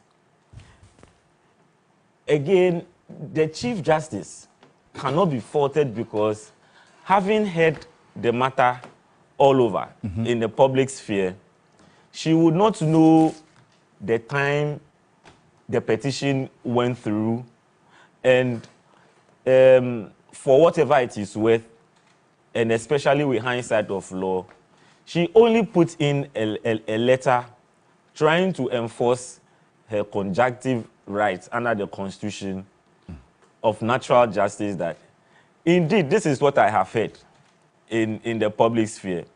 And it would only be fair that if such a thing has gone through, give me the opportunity to be heard. And that's what happened.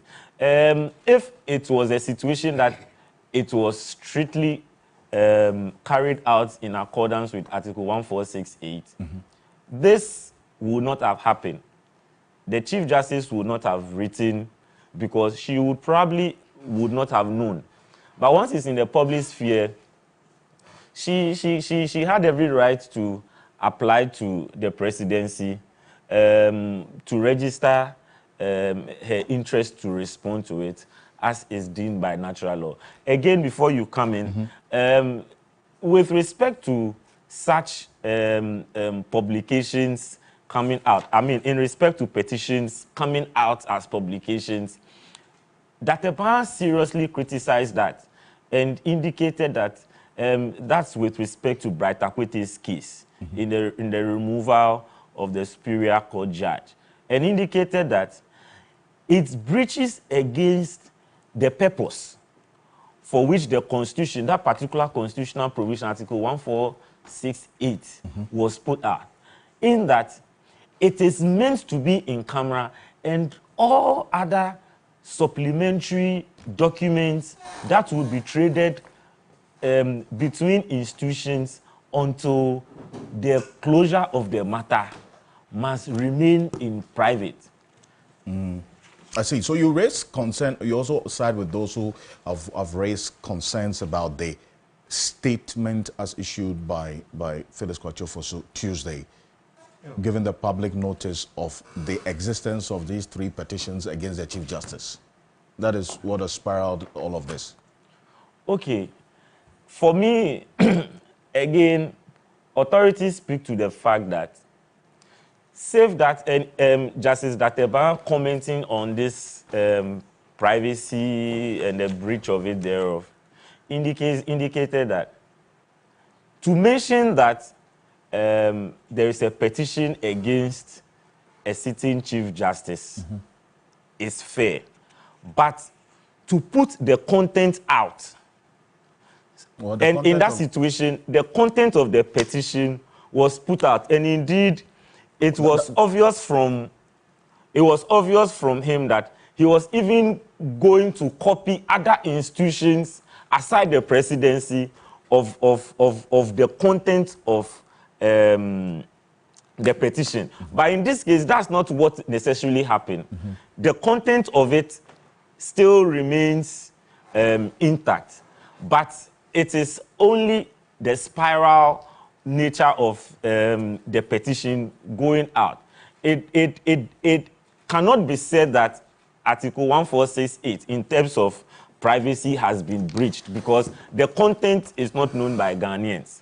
But once she has heard that this is the situation, she was only putting in or registering her right that if indeed this is anything to go by, let me be heard.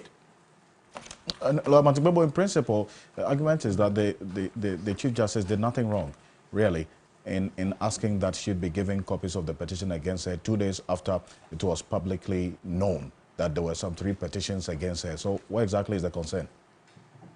No. So requesting a copy, yes, that one, sure, there is nothing wrong. Where the concern is that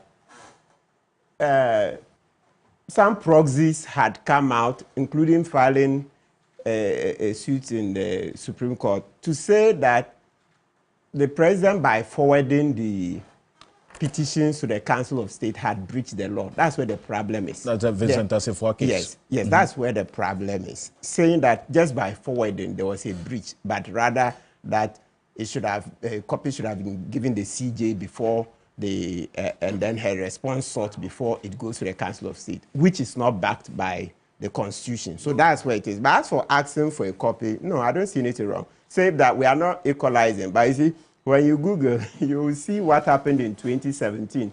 The Charlotte Osei case. People said, no, she should not be given a copy. If you Google, you see how people were making comments and no, she doesn't have to be given a copy, etc. But that's not, I'm just recounting as history. It shows that this time we become very civil. I've not seen anybody say that the Chief Justice is not entitled to a copy.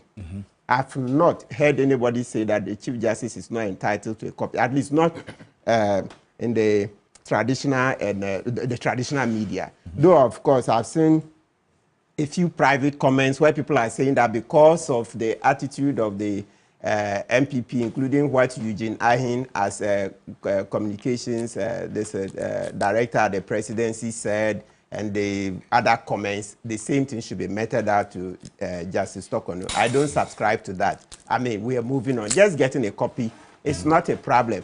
But what we shouldn't say is that because JM passed on the petitions to the Council of State without first giving the Chief Justice an opportunity to respond, it's illegal. No, that one, we don't find that in Article 146 or the decided decision. And let me show, I think there is this part where we are the whole process. And also, before we even go in there, let me also repeat the call. You see, in the Frank Ejechum case, that was in 2005, 2006 Supreme Court of Ghana Law Report. So Kufu said it, that they should come out with detailed rules, detailed rules of how to deal with this matter. There should be a procedure. If you go to court, each of the courts, we have the rules for the court, detailed. Of course, you always find that you won't find everything in it. From time to time, the judges have to do some interpretation and find something to supplement. But ours is just the constitution and a few decisions that have come. So I'm sure if we make detailed rules, we can solve some of the problems. Just like also another preliminary matter you asked about the publication, right, of the petitions. Mr. Mann mentioned it, and let me include, apart from Datiban, Justice Siama also mentioned it, that a citizen has a right to inform the public that I've presented a petition. So that one, yes, but not the content. The details of it. Yes. So you find that Isiama also made that statement in the Ejechum case. Good. So now let's come in here. Where I think we are mixing up a bit is, you see, when the president receives the petition, it's possible you find a petition which is unsigned, or a petition which is nameless, or a petition which has so many invectives, vitriol, etc., that it just makes it, excuse me, what we say in Ghanaian English, throw it into the dustbin. Of course, there's a more derogatory one. I'll not use it, but we all know it. Let's stay on that. You say, So for me, what I see is that if a petition is of such a nature, I don't think there is a breach when the president shows it to the Council of State. I say, look, this petition that is unsigned or in nameless, I intend to dismiss it in limine, so that it means that, look, let's not go through any razzmatazz, rigmarole. Let's not waste our time, essentially. There is no named petitioner, or there is no signature, or the vitriol and everything is too much. There is no actual sense, or it's so baseless. Let's say, you see, when you read Article 146, you see 3 main grounds: stated misbehavior, the grounds for removal, or incompetence, or infirmity of mind and body. So when the person is so sick, cannot perform the functions. So imagine you receive a petition where the complaint is that, this Chief Justice maybe has 12 children. Why should the Chief Justice have 12 children? This is baseless. And you see, in a democracy, don't think that people cannot do this kind of mischief, etc. You can multiply the examples. So my point is that where the president forwarded it, that per se didn't show a breach, because we don't know the reason for which it was forwarded. If he had purported to say that he's going ahead, detailed prima facie determination without hearing from the Chief Justice, then that's where there would be a problem. I see. But once we don't know why it was forwarded, you can't just say that because it was forwarded, prima or ipso facto, there is a breach. No, you don't know. And besides, the Constitution didn't lay out the steps that Chief Justice must see it before Council of State sees it. No, he just have forwarded. So they can do, maybe, as I said, he wants to throw it out immediately because of some defect. That one he's entitled to. It's not everything that should be there. There is the other decision of Justice Derry, where the Supreme Court said yes, where the president is going to do the prima facie determination. Then in that case, it wasn't actually about the president. That one is the CJ. So people are saying that then in that case, you should look at it or imply it in this case, even though this one involves the CJ. Justice Paul Taderi versus Tiger API. Very good. So where the Supreme Court said the Chief Justice, before doing the prima facie determination, must hear from the accused judge. Yes, so that's binding, okay? And we can impliedly put it. It's obvious. Where Ghana has reached now, you see, when I see the noise, I was like, do we seriously mean to say that JM was going to do the prima facie determination without listening or taking Chief Justice Tokonu's response? It looks odd, not in Ghana today. Yeah, exactly. So when I saw so much noise, I was like, no, we are running ahead of ourselves. No, for me, once he was forwarded, as I said, my initial thoughts were, hey, is there any defect? Okay, and then number two, forwarding to the Council of State doesn't mean he's breaching any rule. It doesn't prevent him from subsequently giving to the Chief Justice. So let's not mix them. There is no breach by merely forwarding to the Council of State and say I forwarded it to them for them to look. There is nothing, because he didn't say, and so I'll be doing the prima facie determination without Justice Tokonu's input. They didn't state so. So the rush and everything looks like people were just too much in a hurry. If we do that, I like to use where the thing looked ridiculous. It looked very childish. I looked at it and I was like, seriously, in Ghana today, it's as if, you see, certain things, before you do them, you also have to look at the context. This Ghana will live in with Eduji, so many lawyers in the NDC, and that John Mama was going to do prima facie. No, he has to, with advice from the Council of State. When it comes to the Chief Justice, what the Ejechum, you see, it's not, yes, so I see what you mean. It's not in Article 146. It's what we call, the Supreme Court had to do the interpretation in this case, Frank Ejechum. What happened is that for the Chief Justice, no provision was made for prima facie determination. It just made it look like for the Chief Justice, when the petition is brought, the President should go ahead and have the tribunal, 5-member panel set up. Not really. That's why I said, that's what's in the Constitution. They omitted to state expressly that the Chief Justice is also entitled to a prima facie determination.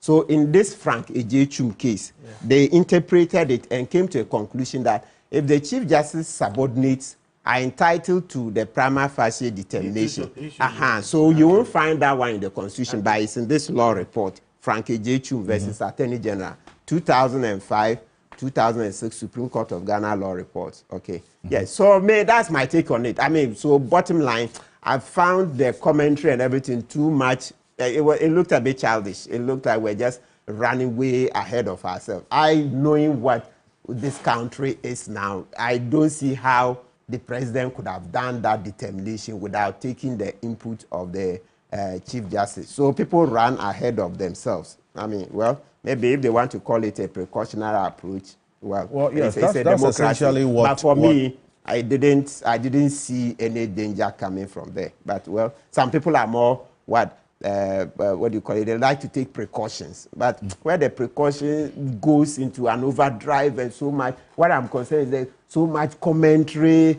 so much time that we devoted to it. Meanwhile, in the meantime, we weren't getting enough attention for Galamsey. That's where my problem was, because I was like, this thing, you mean seriously in Ghana, JM was going to do this prima facie determination without the Chief. It looks odd. Galamsey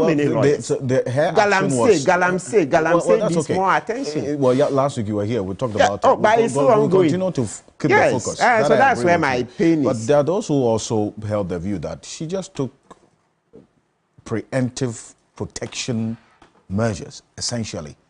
Yes, that's why I said yes. So I agreed finally. But before her letter came, already there had been so many. I remember I had already granted many interviews on this matter. You didn't have to wait till the harm was caused. Yes, so that's why I eventually agreed that some people want to take precautions. But by the time the Chief Justice's letter came out, there had already been the lawsuit by Vincent Asifua, yes, right, which was filed by Godfrey Dame, right? And then there had also been another Owusu, he himself, a lawsuit. That one is even for an injunction. So it took so much of our time, interviews on it. So each time I was talking about this matter, I was like, I wish we were talking about Galamsey. So do you see that apart from the program we attended, the Arocha one, we attended on Wednesday at this in North Legon. at the Arocha offices of Galamsey. You see, today, Galamsey is not made it here. And we spend more time. I mean, as I said, for me, I didn't see danger. Yes, we can take precautions, but the problem is somebody in taking the precautions has ended up setting the agenda and driving all the resources towards this debate when we needed to debate Galamsey more. Because for me, I didn't see how GM was going to do this thing without taking Justice Tokono's comments. Well, and this is why I bring Edujita Maklo, because if you look at Vincent Assefue's suit, and we'll put the reliefs that he was or is seeking in the courts, and there's an injunction as well that was attached to this. But with what has happened now, what becomes of the said injunction against the process as was instituted by the Constitution that the President is following, Article 1466 of the 1992 Constitution? It is this particular relief that Matipebo keeps making reference to. Let's put that on the screen. That he was essentially questioning why, to the extent that before, in his view, the President forwarded these three petitions to the Council of State, the Chief Justice should have been heard or given a hearing, made known of this existence of these petitions against her. Why exactly is that an issue? Okay, so I think, like Martin Pebu rightly pointed out, our constitutional democracy is evolving. And by reason of that, I think we need to also look at where we were and why we are where we are today. Because if we don't get that clear, we are in problem and in serious trouble, sorry.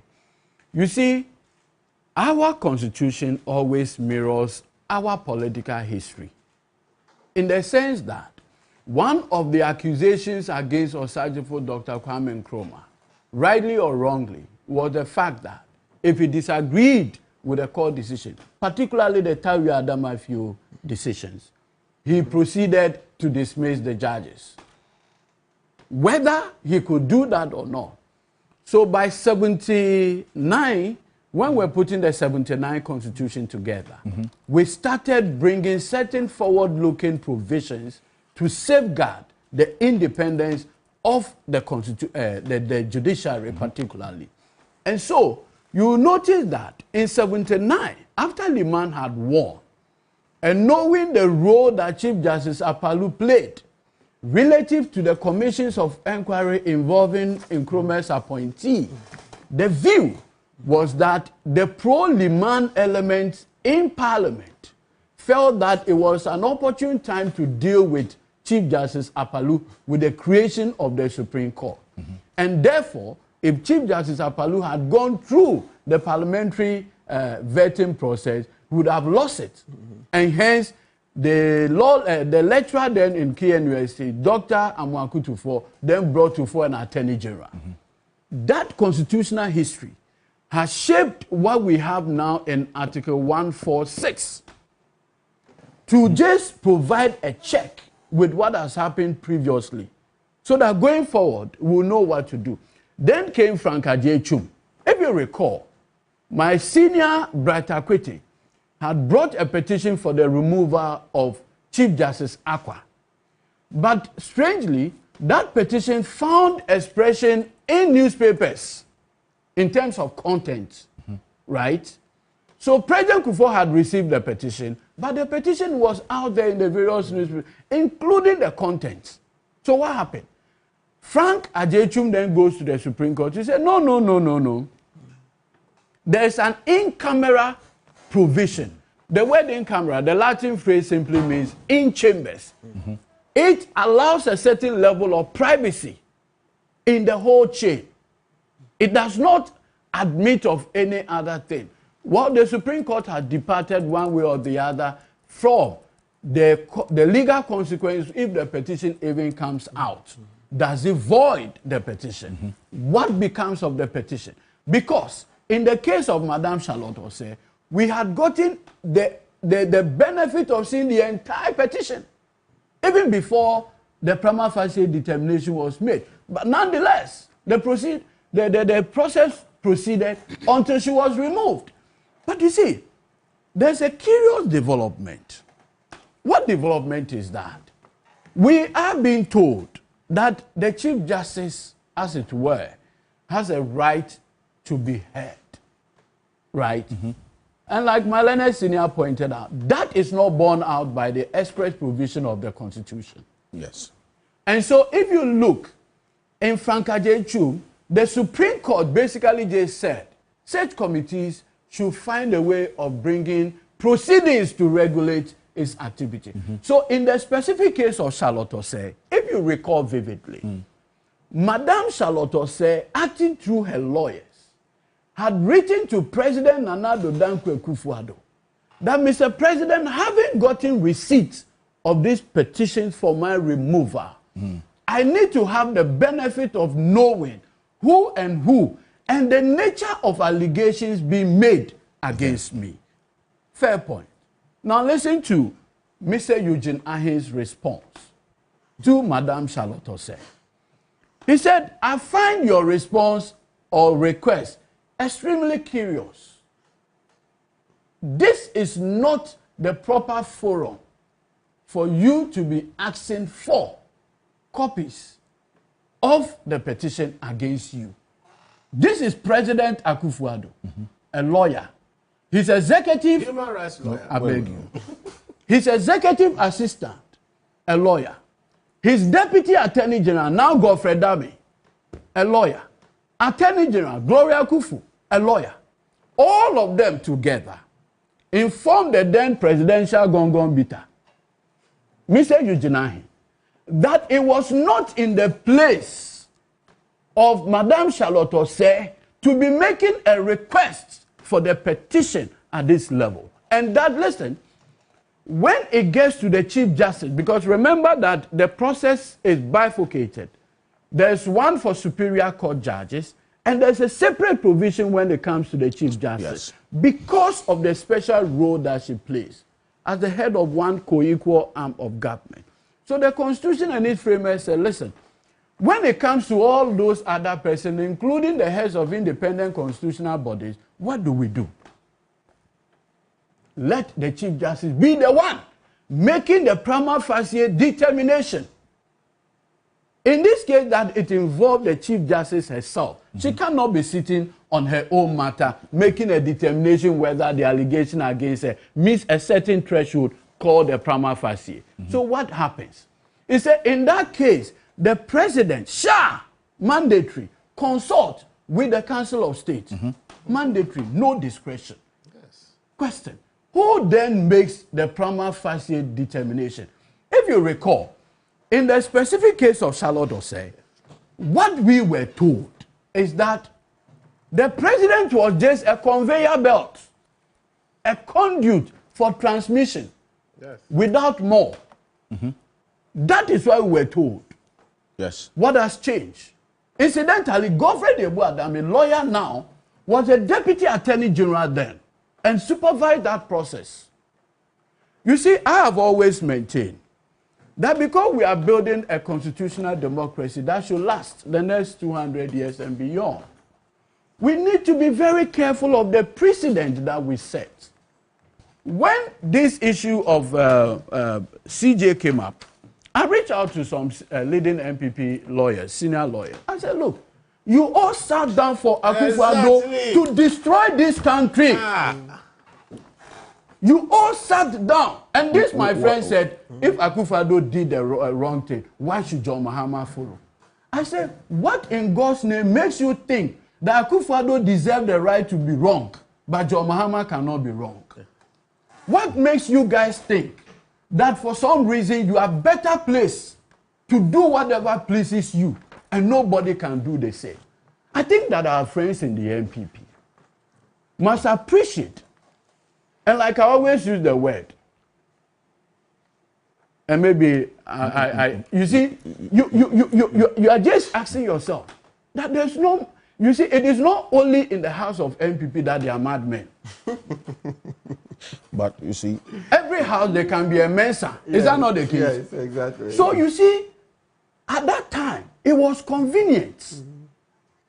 to do everything because the entire MPP and Nana Danko Akufo-Addo, the Vice Dr. Mahmoud Bawumia, the Attorney General and the Deputy, the entire MPP spectrum were determined to get Charlotte Osei out. And so it didn't matter the question of fairness and reasonableness. And so we got to the point where the only time Mrs. Charlotte Osei got the benefit of getting a copy of the petition was when she appeared before the Justice Bene committee. And listen, it was Justice Bene, her ladyship Agnes Doji, and the late Justice Mafusa, Abrampa, and one other woman. 5. It was when she appeared that they formally gave her a copy. In fact, the first day, what they said was that they are coming to determine the rules to govern the committee and its work. That was then. What has changed? When President Mahama received the 3 petitions, beyond forwarding it, has he taken any other action? No. Well, but if you look at Vincent Assefua's reliefs, and I go back there because this is one of 2 cases challenging what the president has done in forwarding these petitions to the Council of State. He says that one of the reliefs he's seeking is a declaration that upon a true and proper interpretation of Article 146 and 296, he doesn't just dwell on 146. He brings in 296 of the Constitution. The president is mandated to notify the Chief Justice about a petition for the removal and solicit comments. The reason why he brings in 296, and I'm sure that you can quite understand, because 146, as we've said here, does not explicitly, respectfully, let me finish with the point. So that does not explicitly state the timeline for the timeline for. I do not want to use your thought on it. Article 146(8) from 6, 7, and 8 says the president shall. That's clear. The president shall. Article 296 relates to discretion. Yeah. Precisely. Where the Constitution, assuming the Constitution has said the president may consult the council, then you can now introduce the issue of Article 296, where it prefaces that where discretionary power is conferred on the person, that person has a responsibility to act not capriciously, must be fair, should not be whimsical. In this case, the operative word there is shall consult the Council of State. Having so forwarded the 3 petitions to the Council of State, has President Mahama taken any other step against her ladyship, the Chief Justice? No. Well, I directly make reference, and I'm coming to the point. I directly make reference to the second relief. That would answer the question that you're asking. Because he says, and this is the relief sought by Vincent Assefuah, that the failure by the president to notify the Chief Justice and obtain her comments violates Article 146 and the protection of the security of the tenure of the Chief Justice. At that point where he went to court on Thursday morning, the process had just started. The Chief Justice had not been notified. Reason why they make this particular relief. We got into the point of notification. The person to do that notification is not the president. No. And listen, you see, in the superior wisdom of the framers of the Constitution, they felt that the removal of the head of another co-equal arm of government is a very serious matter. Yeah. So unlike the other justices that is left, even for the CJ to make a prima facie, they said, no, Mr. President, proceed further. And this one, it doesn't say may, so that a president can decide that I won't do it. It says shall consult them. So the consultation process is mandatory. Because of the unique countervailing role the Chief Justice play in our democracy. Now, guess what? You have a situation where a certain narrative is being urged on us that you must act this way by persons who just barely 6 years ago lost the benefit of this provision. I remember vividly. And that day, I shook my head. I said, hey, we should be careful. I was in the Supreme Court when my senior, Samte Ladi Ayenene, as lawyer for Kweku Baako, had come to the Supreme Court to challenge the removal of Madame Charlotte Osei. One of the justices, he's on retirement now, I'll mention his name, asked Samson, that are you saying that when there's proven evidence that the Procurement Act had been breached, that will not constitute stated misbehavior? I said, seriously, my lord, is that what you are saying? Do you know the danger in that? The Public Procurement Act itself has a provision on ratification. So what it means is that the framer, Parliament, in crafting the PPA Act, consider the situation where it's true that you might have awarded a contract without the benefit of the procurement authorization. But then said, look, in those situations, let the PPA constitute a committee to investigate it. Depending on the recommendation of the committee, you can ratify, cancel, do rectification of the contract, among others. What it envisaged, really, per that enactment, is that it allows for the opportunity to correct. So that in good faith, if Madame Charlotte Osei, assuming, and now it's a matter that is gone, had even breached the Procurement Act, was the entire provision of the Act exhausted? No. But at that time, we found it so convenient that the mere fact that there was a breach will be grounds for a removal. Now, the danger is that we have now opened the Pandora box. That allows for even persons who have been insulated because of the role they play in our democracy. Now, removing them becomes a very easy taking. Now that you see, we are saying that the Council of State, together with the President, will make a prima facie determination, right? What becomes if a determination is made and the President says, per a warrant, I'm suspending the Chief Justice? What happens? Because that's also another that option. That has never been the intendment of the framers of the Constitution. But it is in 146, is it not? That option of suspension. So no, I'm just telling you that what it tells you is that if we are not careful, like it happened in Charlotte Osei's situation, where moral society kept quiet and said it was fair for her to be removed, we got to the point where now nobody is safe again under our constitutional democracy. And you see, I would also bring this matter up to you, Speed. You see, I listened to my learned friend Mam, and you see, President Mahama, and I've always said, he's the political Maradona. I have no doubt in my mind. Okay. Do you know why I say so? What do you mean? Good. You see, the conversation was that he was going to deny. That was the thinking. He was going to deny. Deny what? The benefit of a hearing. Right? Then it gives levers for these suits. So what did he do? He said, you are asking for 7 days. Take 10. You are even asking for 7. Have 10 and respond.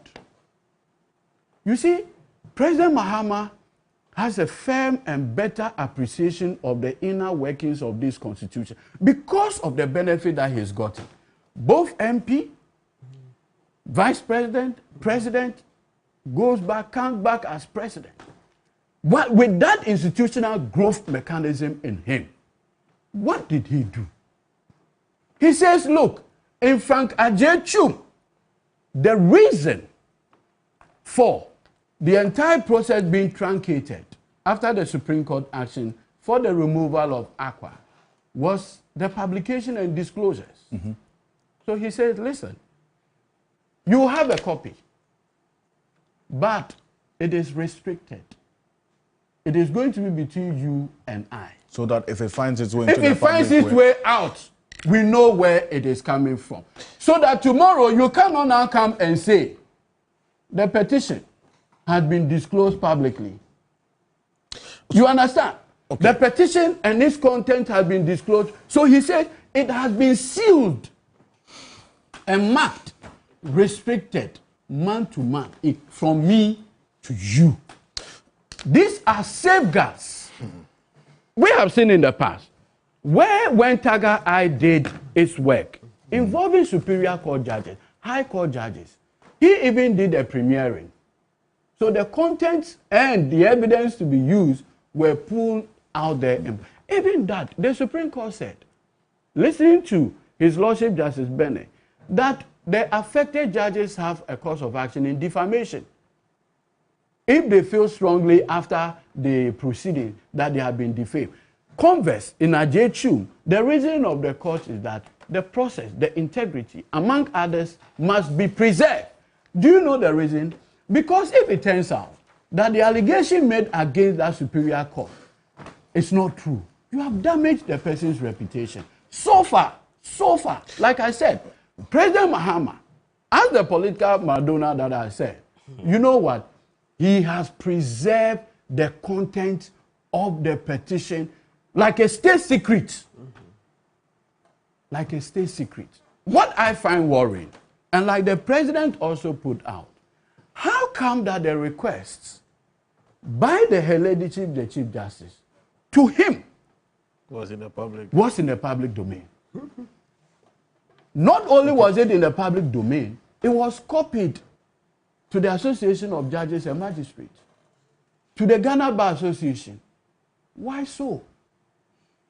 Was that done in good faith? Okay. Why in God's name, a process that is supposed to be, you are writing a letter to the president, that Mr. President, I've become aware per a letter from your outfit that there are 3 petitions against me. I understand you have forwarded it to the Council of State. Mr. President, I want to have the benefit of the petition. It ends there. But now you copy other people, meaning that this one. Now, question. 27th of March was the day my learned friend Vincent Asefwa, MP, issued a writ with Godfrey Adame and alleged specifically against the president. What allegation was that exactly? That he failed to notify the Chief Justice. Because at the time, the Chief Justice did not know, because that question was answered by the end of the day. I'm coming. Before the end of the day, Thursday, she said that she didn't have a copy. I'm coming. As at the morning, around 10 a.m. when the writ was issued, how did Mr. Vincent Asefwa come to that privileged information that her ladyship, the Chief Justice, had not been notified? How did she come to that? Because Relief 1, back to Relief 1. Relief 1 is a declaration that upon a true and proper interpretation of Article 146 and 296 of the Constitution, the President is mandated to notify the CJ. Mandated to notify. About a petition for her removal and solicit her comments. Fantastic.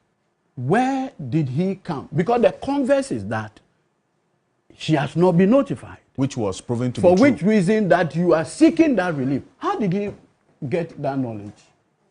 Is it in communication? Well, that question was answered by the CJ herself, writing to ask for copies of the petition. First of all, when did Felix Kwachi's letter come out? Tuesday.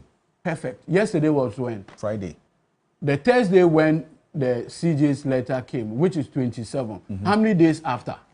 2 days. Now, the Chief Justice's letter is also dated 27th. Was it to fit a particular narrative of not being informed?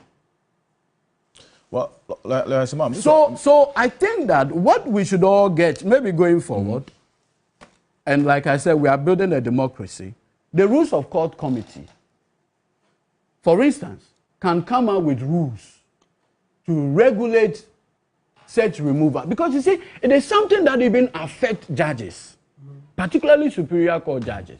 So I think that the time has come that the Rules of Court Committee should come out with rules to govern. Because like I told you, in the Charlotte Osei matter, yes, it was the first day of hearing that His Lordship Justice Bennett and co, together with the lawyers, were now reasoning what procedure should conduct the committee's activity. So you see, the forward movement of this particular jurisprudence is the next aspect of the conversation, because there's been recommendations as to what, for instance, the constitutional review process going on now should take notice of, specifically related to 146 and all the processes therein. But when I spoke to you earlier, Imam, you had indicated that to the extent that, yes, there is no timeline, defined timeline in 146 as to when, at the start of the process, after the president receives the petition, there is really no timeline as to when the Chief Justice should be notified. It really is at the discretion of the Council of State after the petitions are referred to them. It was just 2 days afterwards that the Chief Justice wrote that I have not been notified, because he was looking at a period that is fair and also relative to natural justice. But why is your concern about the interpretation of 146 in a literal sense, in your view, not consistent with the ever-evolving living document of the Constitution? Yes, thank you. You see, one learned professor, law professor and jurist, he's called Professor Friedman. He indicated that in constitutional interpretation, flexibility is the legal catchword, and flexibility must be given to constitutional interpretation. Now, it is the wisdom in this that Adade JSC sought refuge in. And that particular pronouncement by Adade JSC, when you get to the court complex, is put out there, dealing with the spirit of the Constitution and how we have to interpret it. Because the Constitution is a political document. It is a living organism. And a lot of authors, including Bimpom Buta, had written extensively about some of these things. Now, the literalist approach to constitutional interpretation, we have come to the position that that is not the case to go, or that is not the way to go.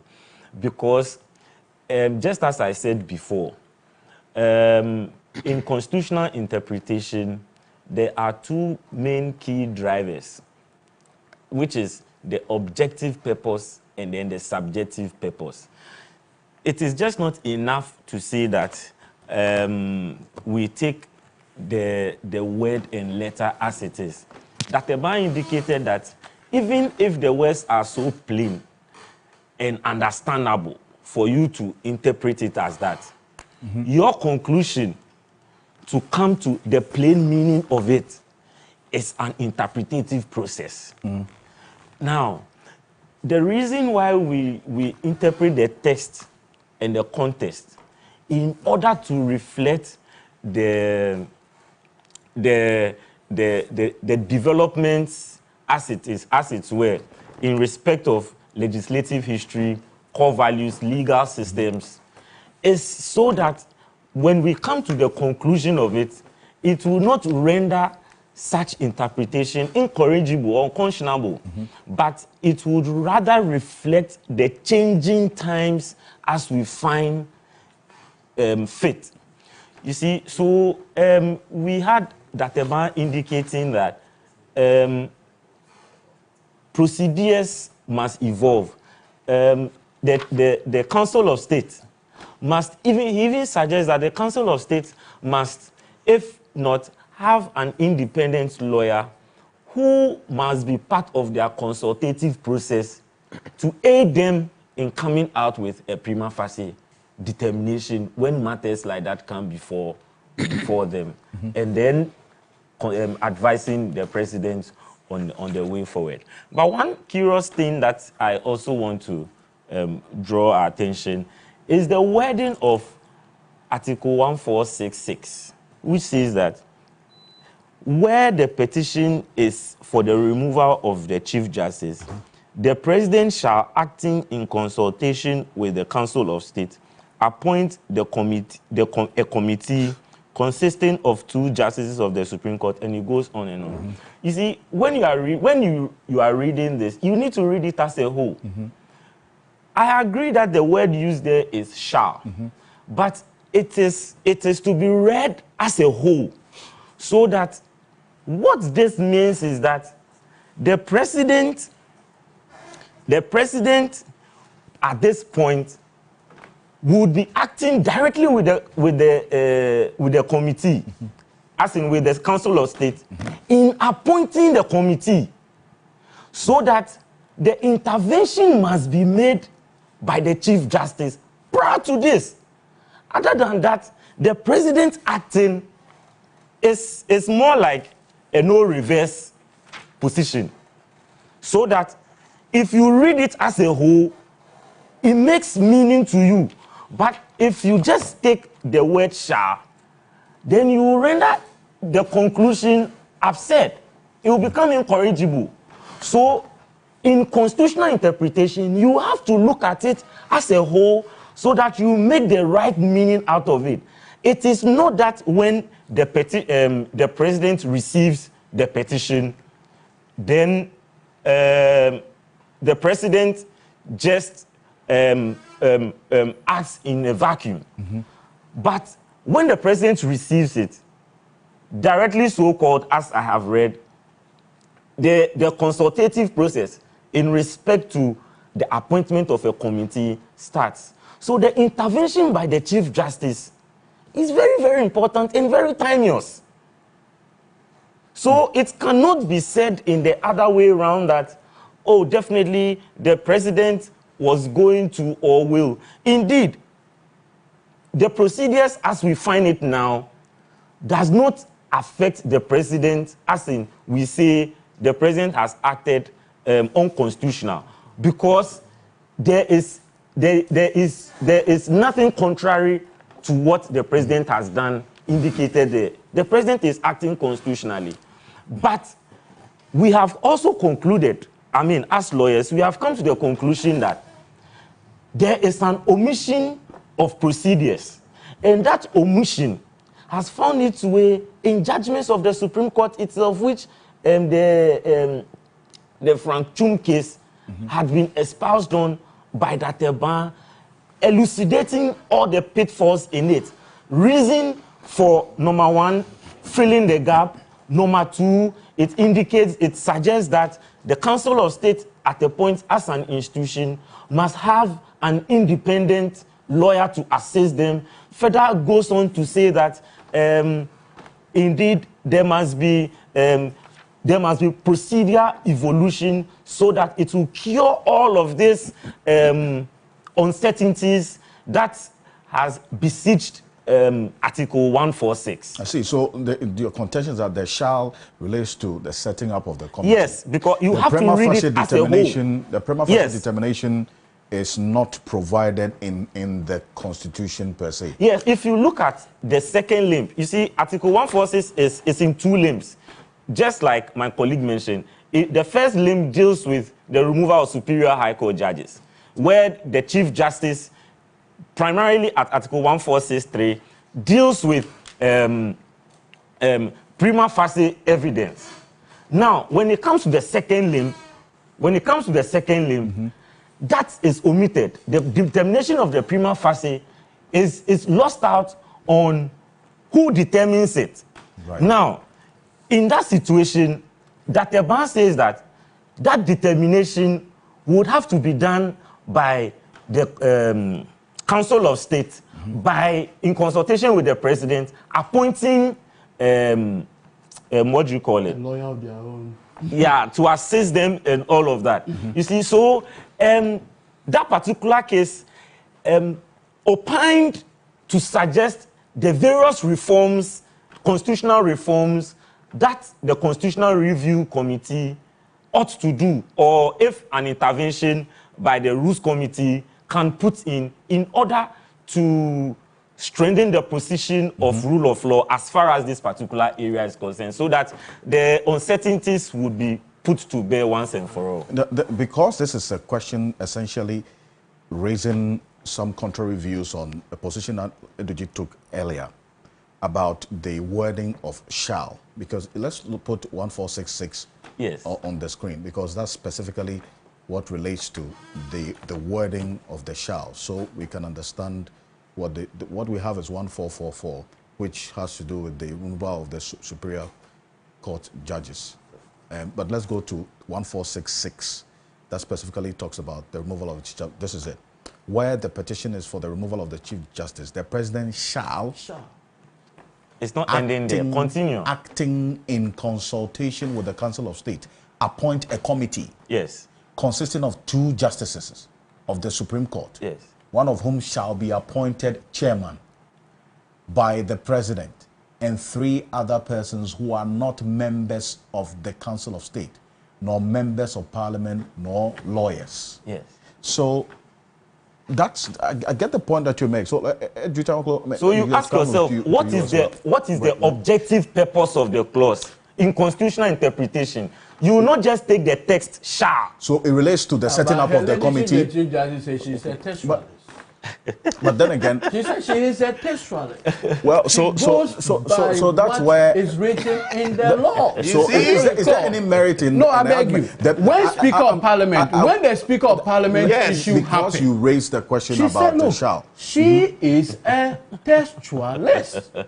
That she gives meaning to the express wording of the Constitution. But you can understand. I mean, just aside. But you see, so that's why it leads to the next question. That the shall that you emphasize in this particular clause relates to the setting up of the committee. The prima facie determination is not essentially provided so you see, in the Constitution. So is it fair? Is it fair, in my view, to read shall into can you have it with respect, escape 296? Can you respect when the Supreme Court purposively with the greatest respect, whilst I speak, can you project Felix Squatch's letter on your screen? That's the statement that... No, Felix Squatch, the statement, the one he issued. Yes, please kindly project it, and I'll come back to that. But you see, if you look at that provision, in Ajay, the Supreme Court says that we find that 6 does not really talk about the prima facie relative to the CJ. Yes. But you must always remember that the Chief Justice is first a judge before a Chief Justice. And so, the provisions that applies to the Superior Court judges must apply to her or him, mutatis mutandis, with a necessary modification. Yes. And so, in Ajechu, the Supreme Court actually introduced the question of prima facie into that conversation for Chief Justice as well. And that is why the conversation here has been, whose responsibility is to make that determination? Okay. How was it cured? Now, if you look at Felix Squatch's, he says, President has received so and so. The President has forwarded the letter to the Council of State to commence the process without more. Yes. He forwarded the 3 petitions to the Council of State.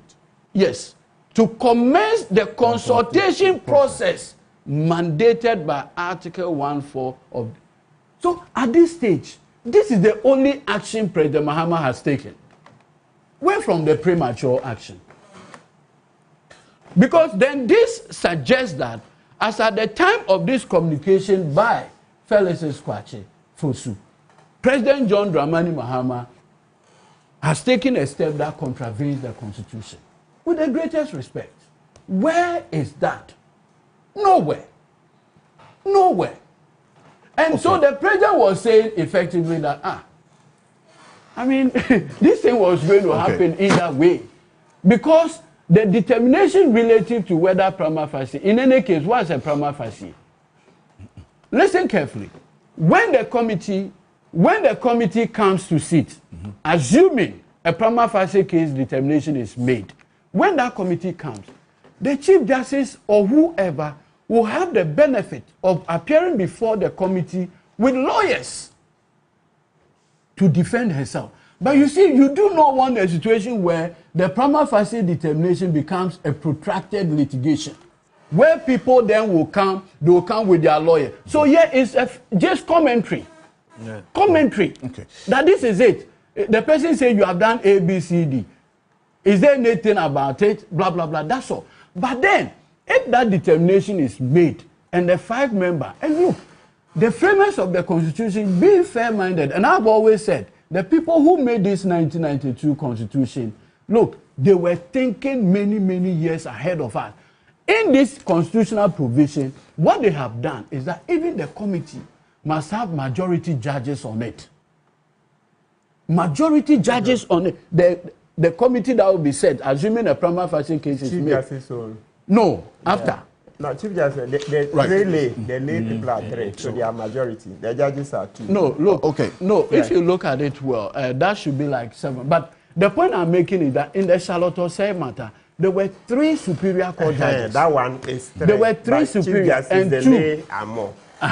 So what we all want is a situation where, as we speak, has President John Dramani Mahama complied with the requirement of due process? Yes. Has President Mahama, in initiating it, because President Mahama, it doesn't lie with him to receive a petition and say, I will sit on it. If he does that, he will be working against the dictates of the 1992 Constitution. Okay. But what everybody should do once did. He sat on a number of... No, but you see, but I'll conclude on it. But what I'm just saying is that, let Ghanaians trust in the process. Trust in John Mahama to be fair in these processes. Yeah. John Mahama is not a man noted for frivolous things. Okay. President Mahama is not a man noted, okay, in engaging in emotional matters. No. He says, you are asking for 7 days, sorry.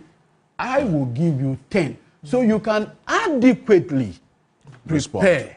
Even a rate, when it's issued, you need 8 days. John Mahama has done it. Well, has Imam raised a few concerns, and Senor Jose also has some fundamental questions asking about where exactly we were and why we are at this point. There's some information that's come through. I'm going to go for this quick break. When I come back, Senor will have his take on this, and that will lead us to the next matter. But if you're watching us this morning and across the world, this is Key Point on TV3, also live on 3FM 92.7, and on TV3 Ghana on Facebook, and on DSTV channel 279, all across the world on 3news.com.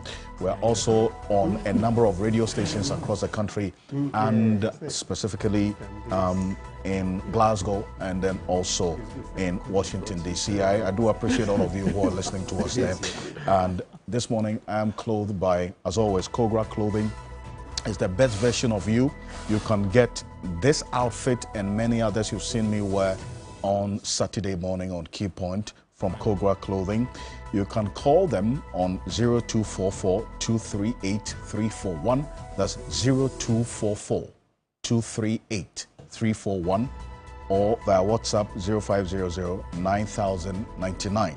Choose Kogra Clothing, choose right.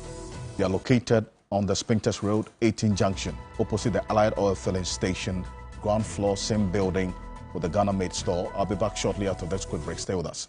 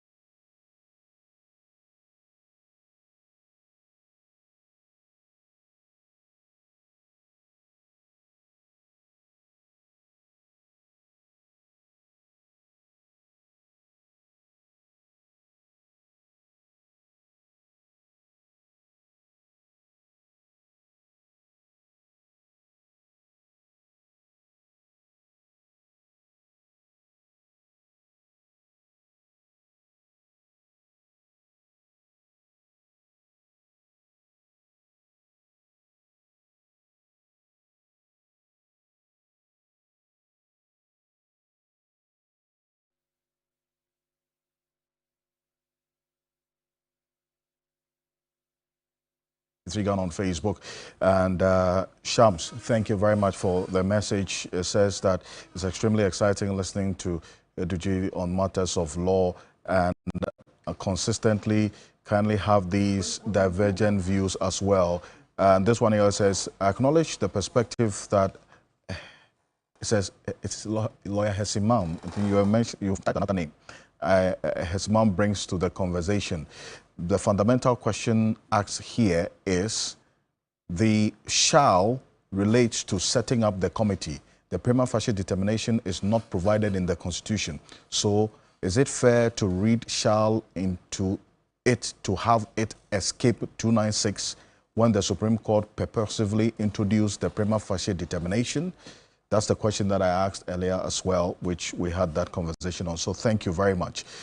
This one here says, good morning, Alfred. Those who are struggling to question impropriety of the President's referral of the petition to the Council of State are jumping the gun. It's clear that in the case of the CJ, it is in consultation with the Council of State that the prima facie case may be established, you say.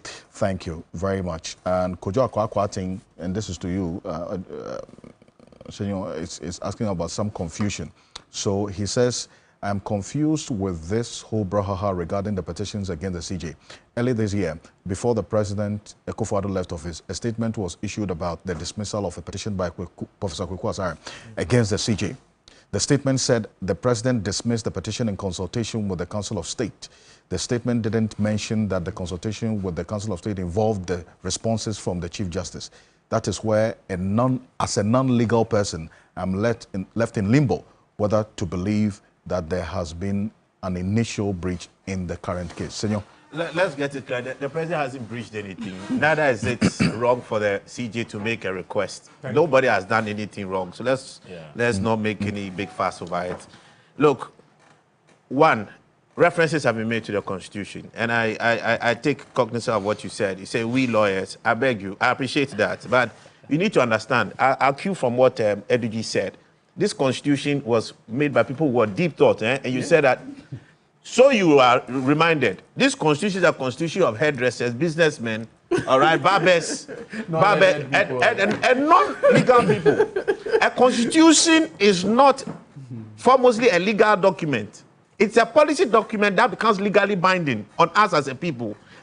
And I go to 4 versus Attorney General that you indicated, reported in the 1980 Ghana Law Report. And everybody should know this. Own the Constitution. It belongs to you. You don't need to be a lawyer to own the Constitution or attempt to understand or interpret it in your own small corner. Is that the interpretation will not be binding? Well, since you've said this, we're going to give free copies of the Constitution on the show next week. Thank you very much. So my producers will determine how we share it. But don't worry, don't worry. Be careful you don't turn it into law points. Listen, look, guys, let's take this. Justice E.M.P. Sowa situates this particular matter, and this is what he said, I quote, a written constitution such as ours is not an ordinary act of parliament. It embodies the will of a people, not the will of lawyers. It also mirrors their history. Account, therefore, needs to be taken of it as a landmark in the people's search for progress. It contains within it their aspirations and their hopes for a fuller and better life. End quote. This Constitution belongs to all of us. Everybody should be able to read and understand it and also share their perspectives on it. It's not a case only for lawyers.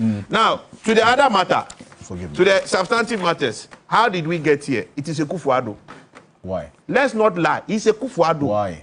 Why do you say that? Akufo-Addo broke the virginity around the protection of independent what do you call it? Constitutional bodies. He broke the virginity. What do you mean? I mean, Salato say it was after Salato said that Ghanaians woke up and say, hey, so it is possible. The EC that supervised the election that brought you into office. Look at how she was handled. Look at how she was handled. Disrespectfully, inconsiderate, an abuse of the absolute power that he had. And I'm telling you, what is good for the goose will also be good for the gander. I have no mercies under this and under the current circumstance. But after this process, we have to reset and start exercising proper empathy and reasonability in the exercise of our power. That has to be put properly. the issue about prima facie, I think this matter has been resolved. It's not in the Constitution very clearly, yes. All right? I mean, some people could want to follow the literary view, but the Constitution has empowered our Supreme Court judges to also make certain pronouncements that actually fill in the gaps, true or false. This matter has been resolved. We shouldn't talk too much about it. The Frank Eju versus Attorney General and Bratakwite. The Constitution, the Supreme Court, that was Dateban's led one, right? They held that one. The Constitution requires a prior determination of prima facie cases against the Chief Justice before the President can establish a committee to consider a petition for her removal. This omission in Article 1466 leads to a manifest absurdity that the court should avert, and it has cured that.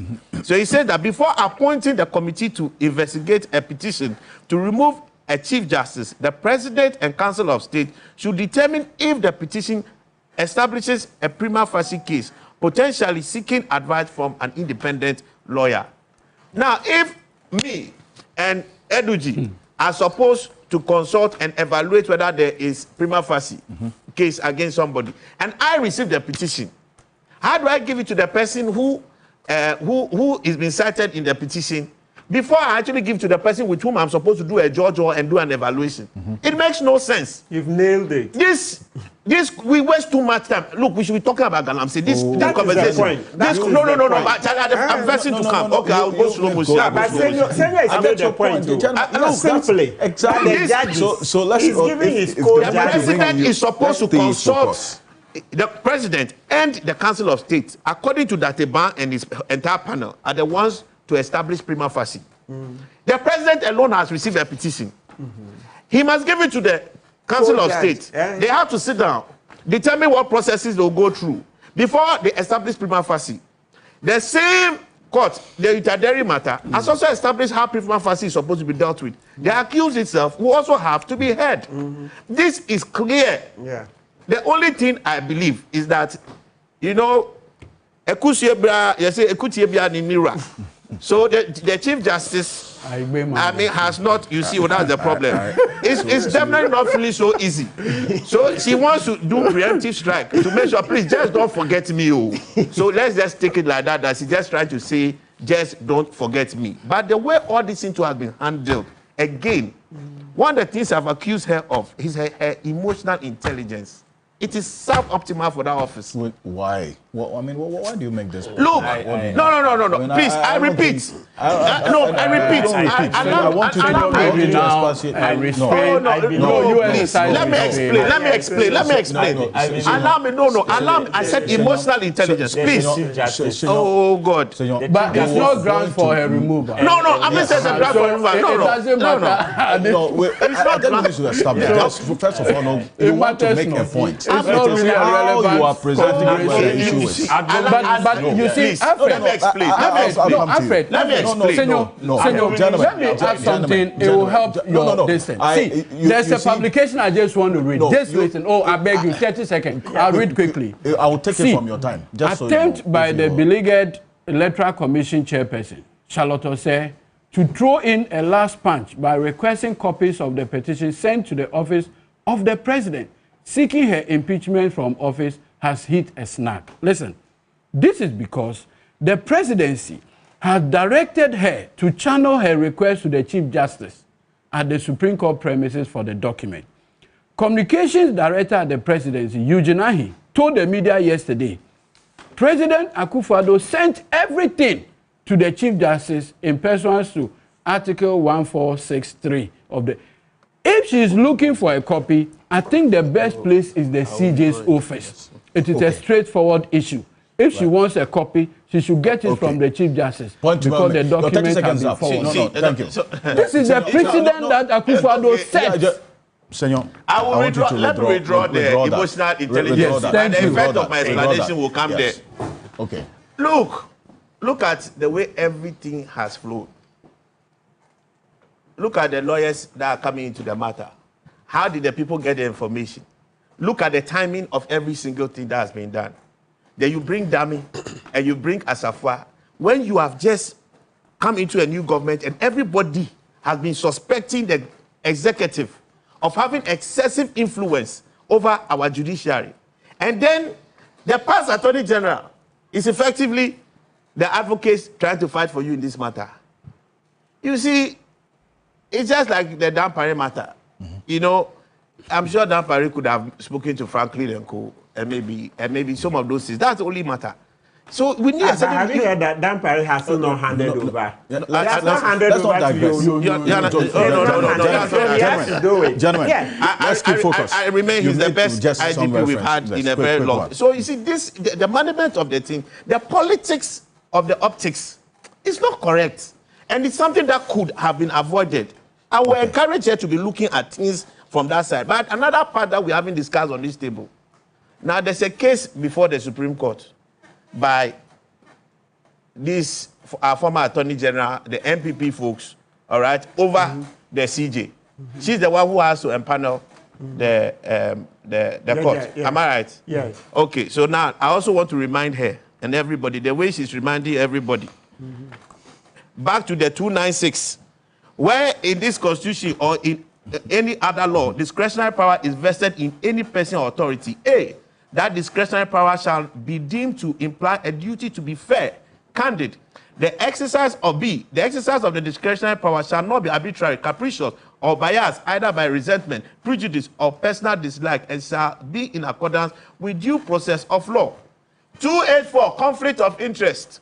A public officer shall not put himself or herself in a position where his or her personal interest conflicts or is likely to conflict with the performance of the function of his or her office. The CJ should tell us, as an interested party in this particular matter, who should empanel? Okay, the so the Supreme Court? I want to answer that question. The Frank dissolved. Gentlemen. But you see, he brought the issue. I will come to you. I will come to you.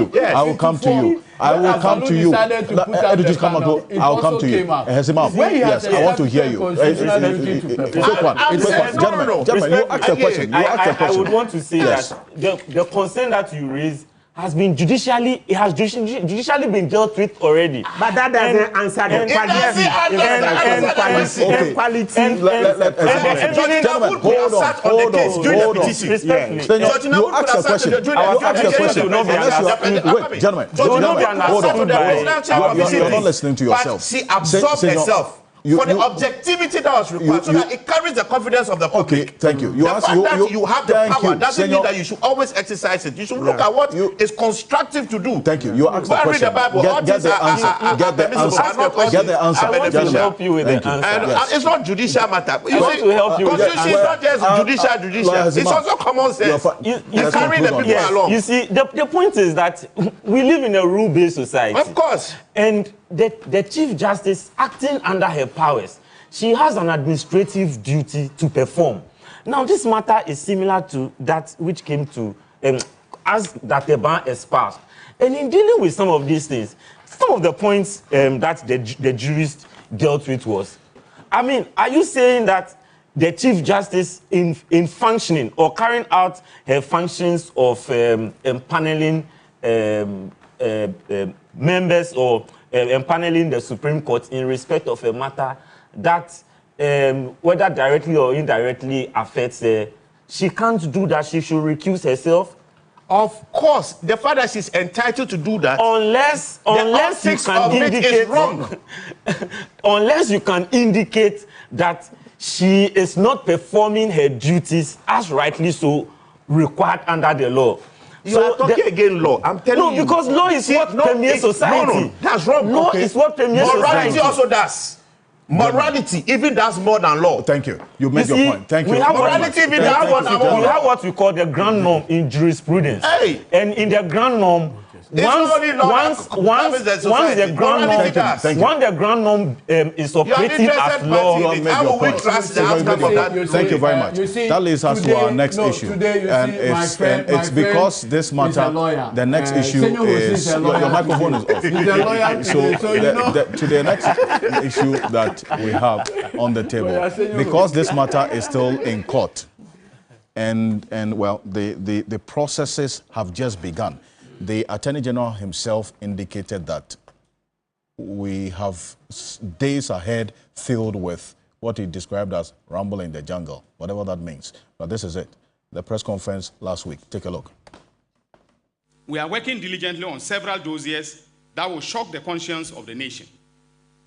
If what suspect Edu Boahen and his wife has done is like a thriller in Manila, please brace yourself for a rumble in the jungle in the next few weeks. Thank you very much, ladies and gentlemen. This was when the Attorney General addressed... Gentlemen. Sorry. This was when the Attorney General addressed the press the beginning of this week concerning investigations into the former Director General of the National Signals Bureau, Kwabena Edu Boahen, and also the allegations of diversion of public funds into private use and the alleged properties so acquired.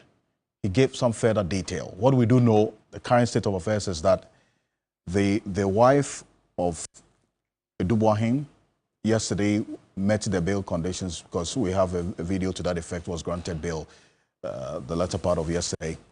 And the bail conditions have been reduced for Kwabena Edu Boahen from 120 million to 80 million after his lawyers, Samuel Atachia, raised concerns about the quantum of that particular bail condition. Yesterday, that was reduced. But this is the Attorney General giving more details of the case of Kwabena Edu Boahen. Take a look.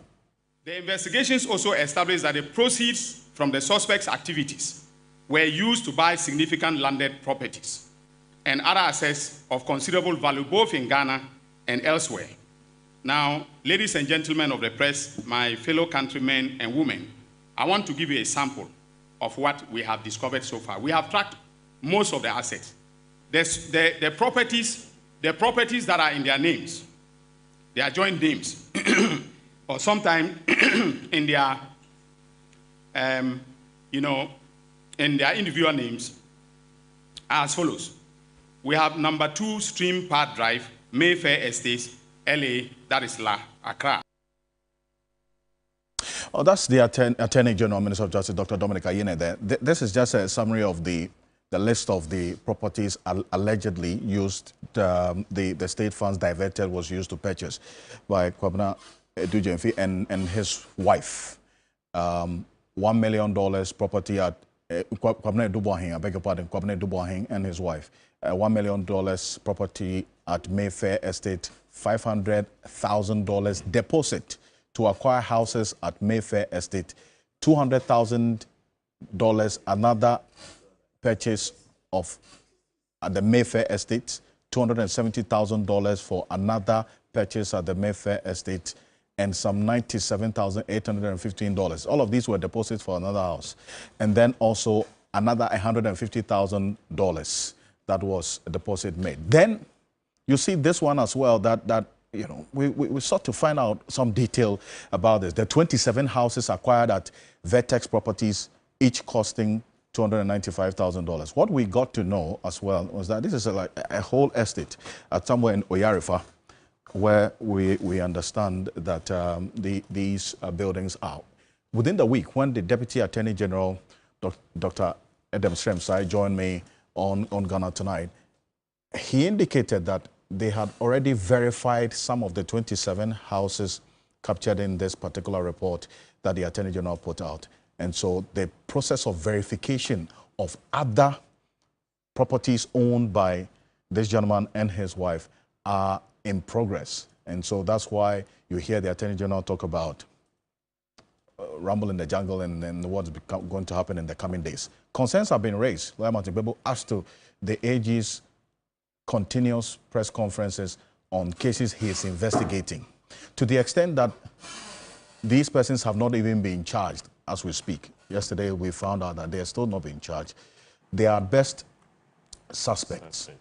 So why address the press and make statements that purport to send a signal that they have already done something wrong, and to that effect, making prejudicial comments, as the Attorney General has been a reference to have made, that he'll be surprised if any court, for instance, looks to the other side. when it comes to the matters of this particular case. Would you side with those concerns? No. Why? No, I largely don't side with them, all right?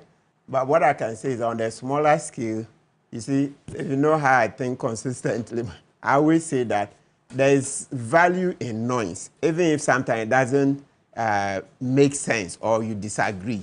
So it's okay that I see it as a reminder of the Attorney General not to cross the line. But I'm in favor. I mean, I'm with the Attorney General of what he's done. He's 100%. Giving updates. I don't see what is wrong. But previous Attorney Generals have done in certain respects. Let's just check our history. Even Godfrey Dami previously did in certain cases. You see, I stated it that the public are yearning for justice. And you see, the fact that the citizens are interested and constantly asking, when is the Attorney General going to strike? When is the Attorney General going to take action, etc., tells you that, you know, the anger and the quest for justice has moved up several notches higher. So we can't do it the old style that he should keep quiet all the time and just file in court. No, it's not done here, right? That's never what we did in the past. Even Godfrey Dami, if we check our history, we see that he made comments, gave information out before cases started in court. And even whilst cases were in court, Godfrey Dami would frequently grant interviews to update. I have never complained about that. You see, sometimes, you know, that's why I say it's the politics. Some people make it their business to constantly oppose. And as I've said, well, it's politics. And sometimes when the agitations help to remind the Attorney General not to cross the line. But the agitations cannot be meant to say he should not speak. No. What Ayene did is within law. And if we want even comparative jurisprudence outside Ghana here, in the UK, they comment. In the US, they comment. Look, let's take the Donald Trump matter. The Donald Trump matter, even throughout the searches, weren't the searches put on TV? What happened there? Did you even refer to it last week? So would you say that why is the Justice Department allowing for details of the Donald Trump search, etc., to be put on TV? Saw it on CNN, etc. And even before the trial itself, the Attorney General, okay, is that Letitia Jones, or what's her name, of New York? Yeah, she gave a press conference and gave details before the trial started. And that's not even the first time. I always say that the one that, caught a lot of attention even in the 90s, the O.J. Simpson case, even in the 90s, they always did. A district attorney, okay, district attorney in the U.S., as they do their cases, he would come and give details as the investigation progresses. All they would constantly seek to do, right, is to say that there are certain lines of investigations. Right. If those have not been concluded, the Attorney General will not comment. The district attorney will not comment because they don't want to prejudice the investigation, right? That is it. So what maybe they are referring to is that if certain lines of inquiry, certain cues have not been investigated, don't mention those. That one is correct. If you haven't investigated something and you come on air and start talking about it, of course, you give the people in that area a heads up to start covering up.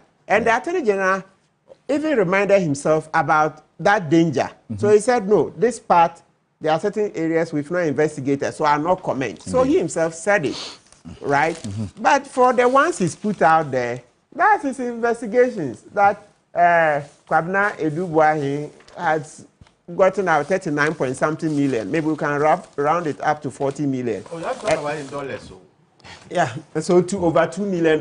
No, more than that. Way more. Yes, at a point there was 7 million. Yes, there's 7 million, right? Yes. Then there's over 2 million. So I'm interested in the 39-point-something million as one example. And that he's used them to buy houses. So you've shown that on the screens, the Mayfair properties, multiple times, right? That one, they finished investigating. They've traced to him that he owns all of this. The value in it is just like what we mentioned earlier on here in the Cecilia Dapa matter. Is that, Kwabena Edubuahi, a public servant, how much were you earning to buy those properties?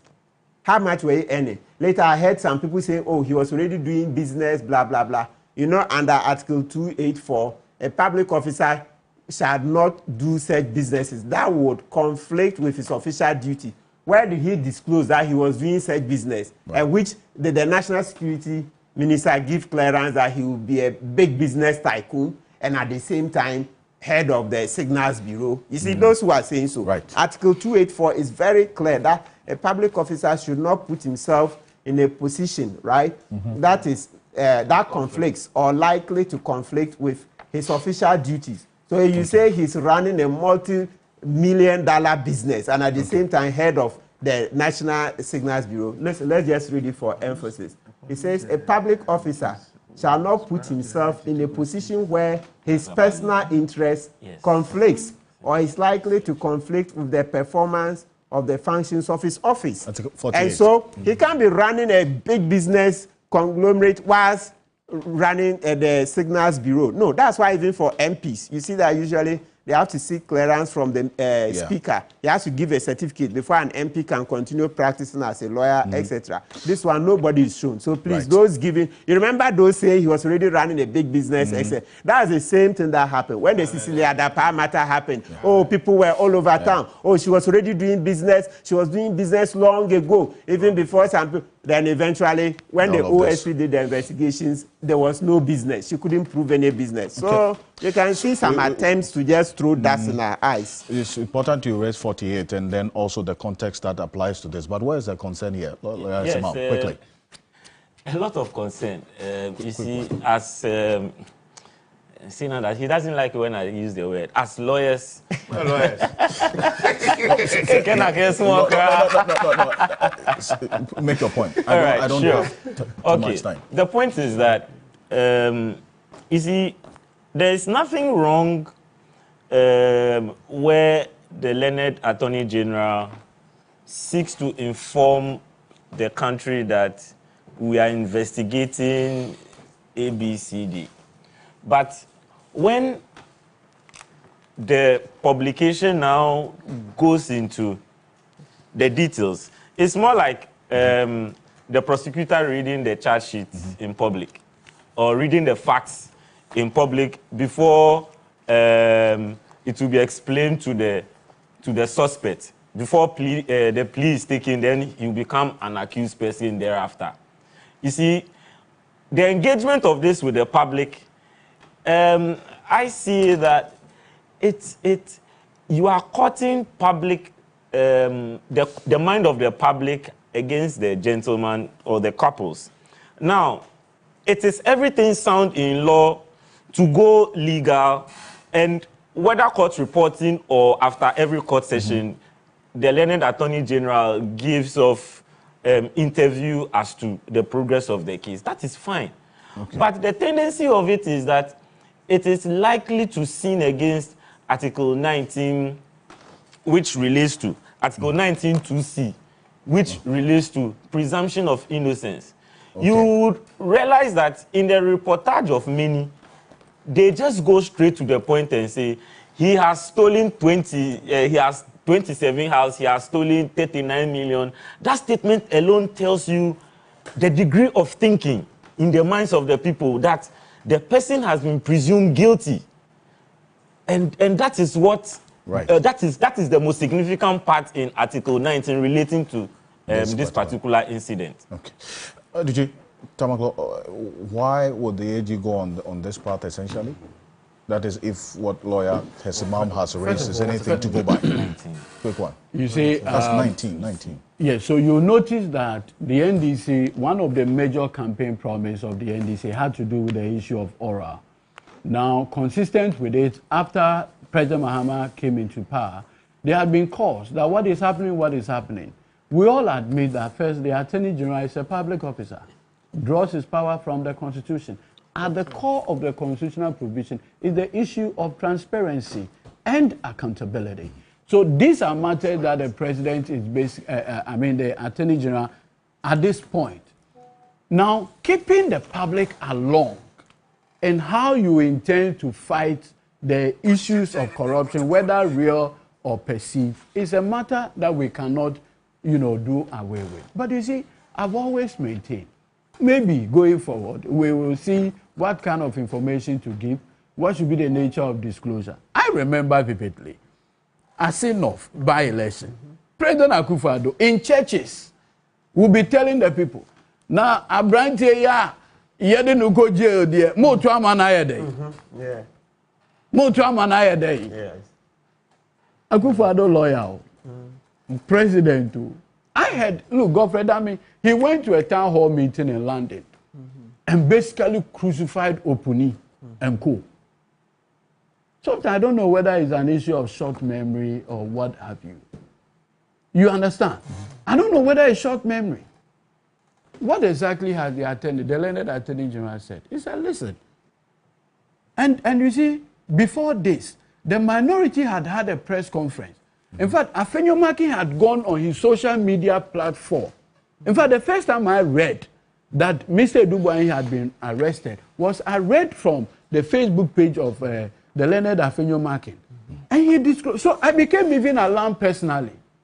Until when the Attorney General started speaking, I said, oh, so this is the reason for the arrests?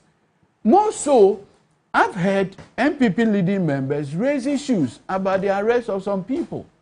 The AG is saying that these arrests are not frivolous. Okay. They are not being done because of politics. There are no politics in it. We have suspected wrongdoing. This is the foundation of the suspicion. It is left for you and I. In any case, won't these people have the benefit of going to court? When the Attorney General Yoko official said this should be the bill, they went to court. The judge, in the superior wisdom of the judge, said, no, the bill condition is onerous. I'll bring it down from 120 million to 80 million.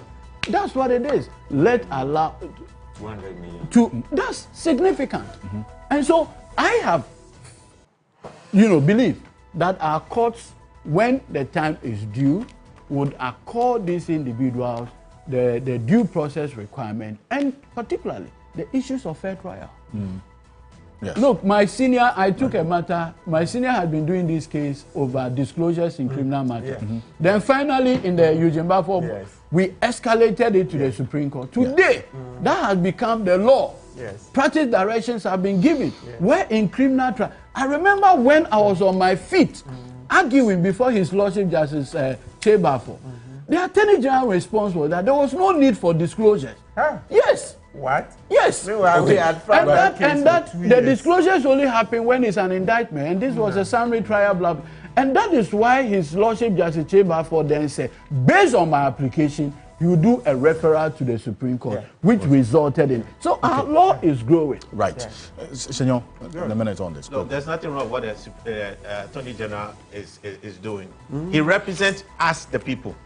Okay. So he must be in touch with us, letting us know where he is on every matter. Right. All right. But in all commentary, I took time yesterday, he refers to them as suspects. Yes. All right. And in this process, it's also for us to educate the public that when you are a suspect, it doesn't mean that you have been found guilty. Okay. So we are being updated. There's no problem with that. But we also should be careful.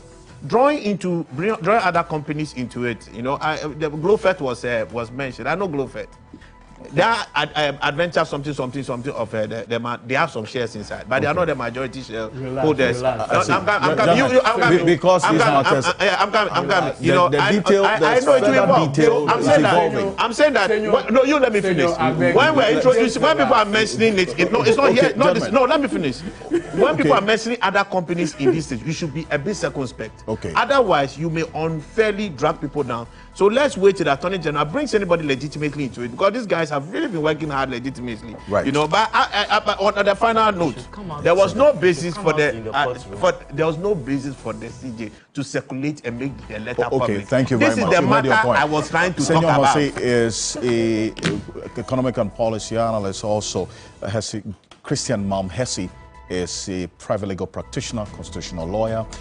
Martin Pebo is a private legal practitioner, and also Godwin Ejutamaklo, private legal practitioner, and also the acting CEO of the NPA.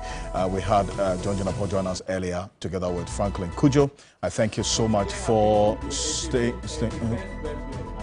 Oh, right. Okay, so a happy birthday to Nana Akufo-Addo, happy birthday former to president.